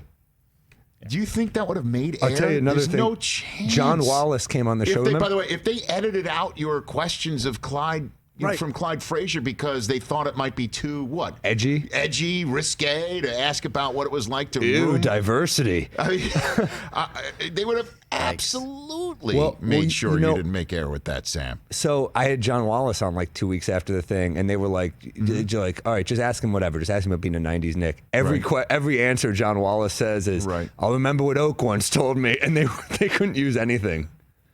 Because every answer was just Wallace praising the greatness of Oakley, Wow. Everyone loves Oak. And so that's game why was, I swore off the Knicks. And to hear Spike Lee say what he's saying right now, it's just what took you so long? For them to issue a press release calling Spike Lee's behavior laughable, that's like a tweet you write when you're angry and you're a kid. That's not what you write if you're an organization. Being a Knicks fan the last 20 years has felt like finding out there's no Santa every day. It's every day. I'm like, how is this still happening? And then Dolan has beef with Spike. This guy's giving you free branding. I know. And he's paying for his tickets. None of those celebrities pay for their tickets. Spike pays for his tickets. That's true. And he's wearing Knicks stuff everywhere. He puts Knicks in all his movies. He won the Oscars talking about the Knicks. Yeah. He won his Oscar, and Samuel Jackson Samuel L. Jackson ragged on Spike's Knick fandom because how badly the Knicks had just recently lost. Well, it's a sickness. And but he knew that it would actually be a fun way to needle Spike because it meant so much to him. He wore his Knicks fandom on his sleeve when he won an Oscar. Yeah. Like, what do we? All right, this is called a Dolan wormhole around here, where I feel the gravitational force of what this man has done to the team, and that's why I'm just all the fans just stay the course, just keep chanting, sell the team because he hears they get thrown out. They get fine. That's going to stop. When it? did the Garden become Guantanamo Bay? What's going on? It's a great question.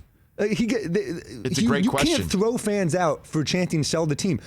Did you throw them out when they chanted "Fire Isaiah"? Do you throw them out when they yell at the players? But then you're above that for some reason because your ownership. It is so. Here's the thing that I thought when I saw that. First of all, like that's going to stop it. Okay, like we're all going to live now happily ever after because Kevin and his team from security yanked somebody out for saying that. But it's so antithetical to being what a New Yorker is. Yeah, New Yorker is thick-skinned. New Yorker is telling you what you don't want to hear because you need to hear it.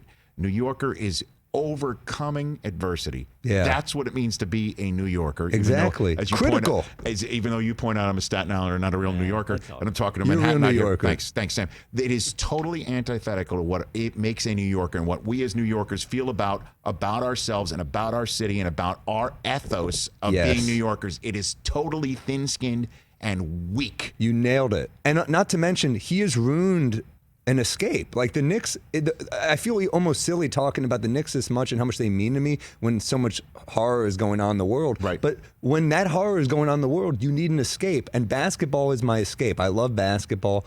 I love the Knicks, the 90s Knicks, even the 99-2000 Knicks, Spree and Houston and LJ and Camby. That was an awesome team.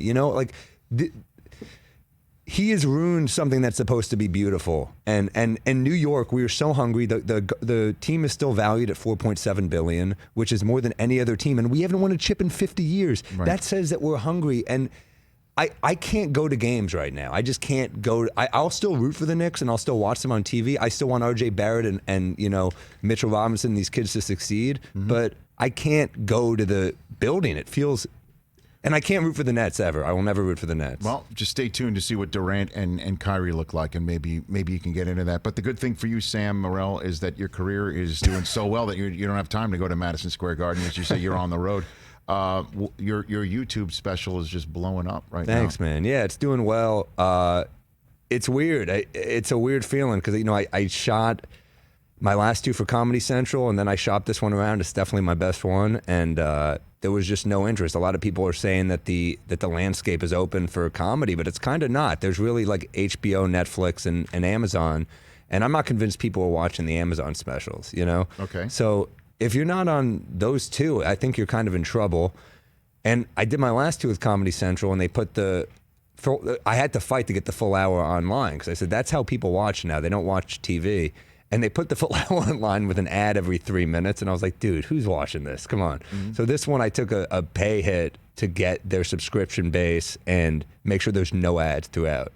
And, well, like I said, 1.3 million views, man. I knew it would work. Congratulations. But it's great. I basically said, you know what, I'll make my money back on the road. And then every news channel was like, don't go out. There's a coronavirus. I was like, I might have planned this poorly, But it's all working right now. Again, I got this, the full special, 1.3 million views and counting on the Comedy Central YouTube channel. You're releasing the comedy album coming out on Friday, available everywhere.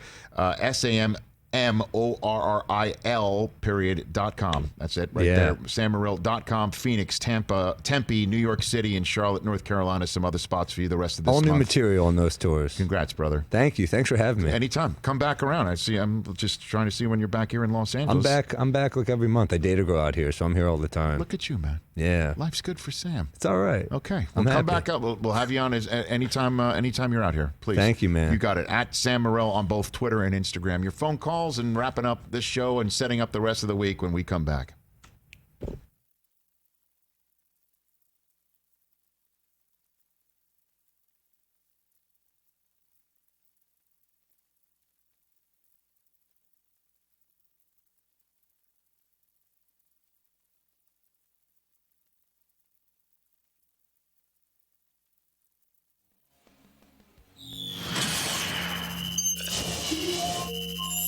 Mike Del Tufo is standing at a microphone that's about, I'd say, 20 feet away. Yep. Looking right at Mr. Wonderful of Kevin O'Leary of Shark Tank. Go for it, Mike Del Tufo. What happens if, like, something happens to me and 2,500 miles away, my family's there, and they don't know?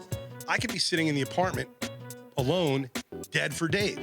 So I came up with an idea for an app called Just In Case that would be basically you download it, and you could check in with this app, and other people could see that, A, you're alive still. You could basically be tracked with it. Just to get the whole story, before I completely eviscerate you. Go ahead. How would you make money doing this?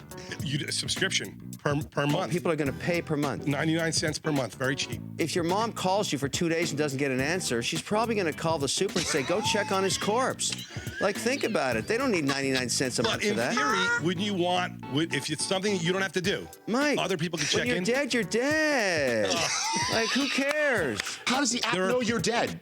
The app doesn't know you're dead. You what have to happens tell is it you're not the dead. app would tell Not you dead yet. that you're not checking in. Every time you unlock your phone, it would ping, and you put people on a list that know that if, like, your mother's in Florida, she could be sitting in the house. You know that at least she's checked in on her phone. If you're their kid, you don't have to talk to him on the phone. You don't have to call him. And if it's a kid, you know the kid. If you think if you're worried your mother's dead, why don't you call her? Well, let's say mother, Mike. People don't call their mother and father and live 2,500 miles away Mom, every day. I just want to make Every sure you're 50 not minutes. dead. Like, are you kidding? You should call your mother every day. No. I'm talking about, like, all day.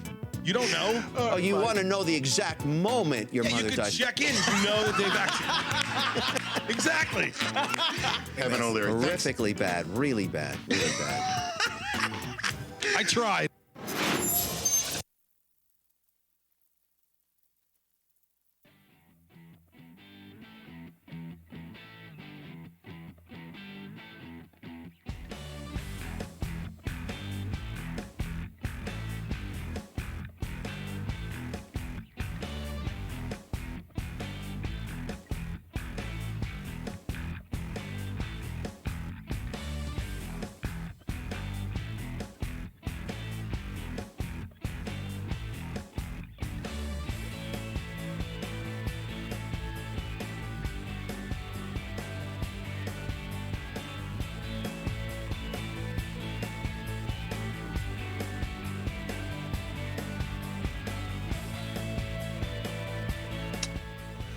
All right, we just said goodbye to Sam.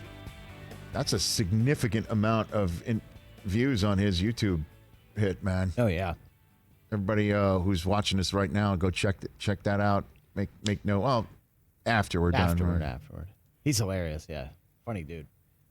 Dude, man. We didn't even get to it. He was in the Joker movie. Oh, we didn't. Well, next time. Yeah, next time. I finally saw that. I haven't watched it yet.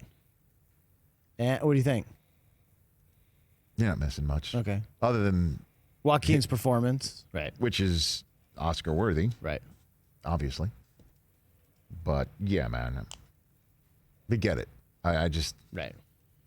It's dark. It's dank. It's he's That was, psychotic. I watched all it. of the 10 Best Picture except that one and the Marriage Story. Those were like. So, what was your best picture? I liked Once Upon a Time in Hollywood. I really liked that movie. That was great. It was beginning to end. It was great. 1917 was 1917 was also amazing. I liked both of those. Those were my two favorites. Right. Once Upon a Time in America was truly. It was. It was America. That's the De Niro old school one. Yeah.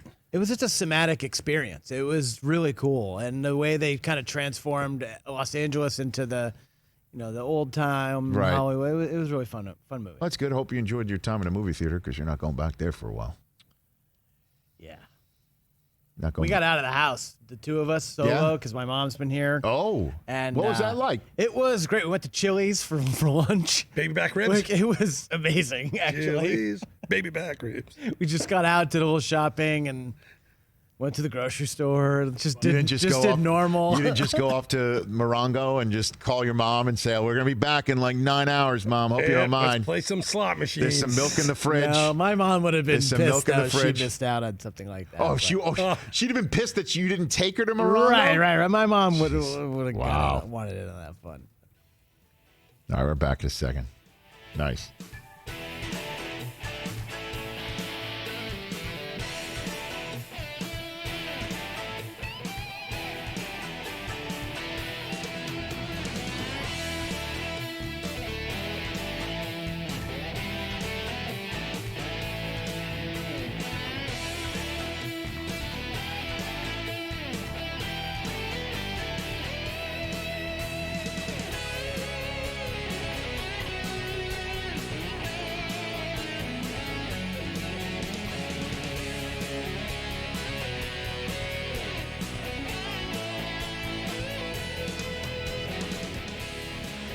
Welcome back to the Rich Eisen Show. We've hardly hit on March Madness as we've got some tickets punched, as they say.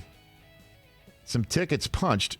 Winthrop, Liberty, and Bradley, along with Belmont. All right. They're all in. They make it every year, right, Belmont? Belmont seems to. These are all teams that seem to get in. Well, these are the 16, 15, 14 seeds. And then Utah State. Shocking.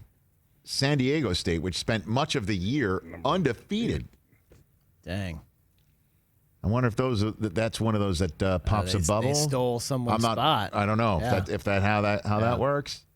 Yeah, teams on the bubble didn't want to see San Diego State. Does Michigan need to go deep into the tournament to make it? The Big Ten tournament? Weren't you guys ranked number 1? We were for a while. I mean, at one point. The Big Ten season was a rough one. Yeah. For Michigan. What is your guys' record? Say it again. What is your guys' I don't know record? off the top of my head. But you think you need to go on a? I'm concerned about it. I know enough to be concerned about it. Syracuse isn't going to make it. We got to win the ACC. And did you see what Archie Miller had to say about Joe Lunardi this weekend? No, I didn't. Dude. This is one of the greatest sound bites of the week of the year. Oh, baby. Okay. He said that when he was Archie Miller said, when I was in the Atlantic 10, Joe Lunardi was my best friend. But when you start to go through the bracketology and you listen to the Sesame Street cartoon guys on TV who need people to click, the bottom line is strength of record. Who'd you play and who'd you beat? And then he just says, when I was in the Atlantic 10, Joe Lunardi was my best friend. He used to help me all the time. When I went to Indiana, he needed to crap on Indiana the other day just so people would watch Sesame Street. You know what I'm saying? Yikes. Oh. So is he comparing, which Muppet is Joe Lunardi being compared to? Because he's saying the Sesame Street cartoon guys on TV. Right. Now, there was one TV Muppet named Guy Smiley who was the game show host. Well, it sounds like he's calling him Oscar the Grouch. He's in the trash can. Yeah. When I went to Indiana, he needed to crap on Indiana the other day just so people would watch Sesame Street. You know what I'm saying? Man. Whew. Okay. It's that time of year. It is. It is, man. What about Syracuse? We're not going to make it. We've had a good record in the ACC, but outside, we're just Seton Hall. Seton Hall. We're definitely in. What do you mean you're definitely in? 15th. Okay, brother. But we got to do something in this Big East tournament because we got blown out the other day. All right. Let's take a quick phone call. Orlando and San Antonio. You're here on the Rich Eisen Show. Let's clear it out. What's up, Orlando? What's going on, Rich? What's happening, Chris? Thanks, How y'all doing today? Thanks for hanging on. What it do, baby? Good. Hey, so let me tell you. All right, so Washington definitely taking a defensive player, Chase Young, Derek Brown, Ron Rivera, defensive mindset, the coach. What I need to talk to you about is the Bengals situation. Everyone places blame. Andy Dalton is not the quarterback, yada, yada, yada. Almost threw for 4,000 yards if he had played a game in the month of November. No one talks about the production of Geno Atkins, had 4.5 sacks. Right. He's getting paid $14 million, or his cap hit is high, second highest cap hit. Carlos Dunlap had 9 sacks, but 3 of them came against your mononucleosis quarterback in the Jets. So? Who is Alex Erickson, by the way? Do you know? I don't. Oh, see, that's exactly what I'm saying. He's the third leading receiver for the Bengals. So you're saying that it's Andy Dalton's fault that he's throwing to injury prone. No. I'm telling you, Rich, his best wide receiver is Tyler Boyd, but he's a B+ player. No, he's the second wide out. I hear you, Orlando. Orlando, I got to jump in here because we're about to hit the end of the hour, and thanks for the call. Look, here's the deal.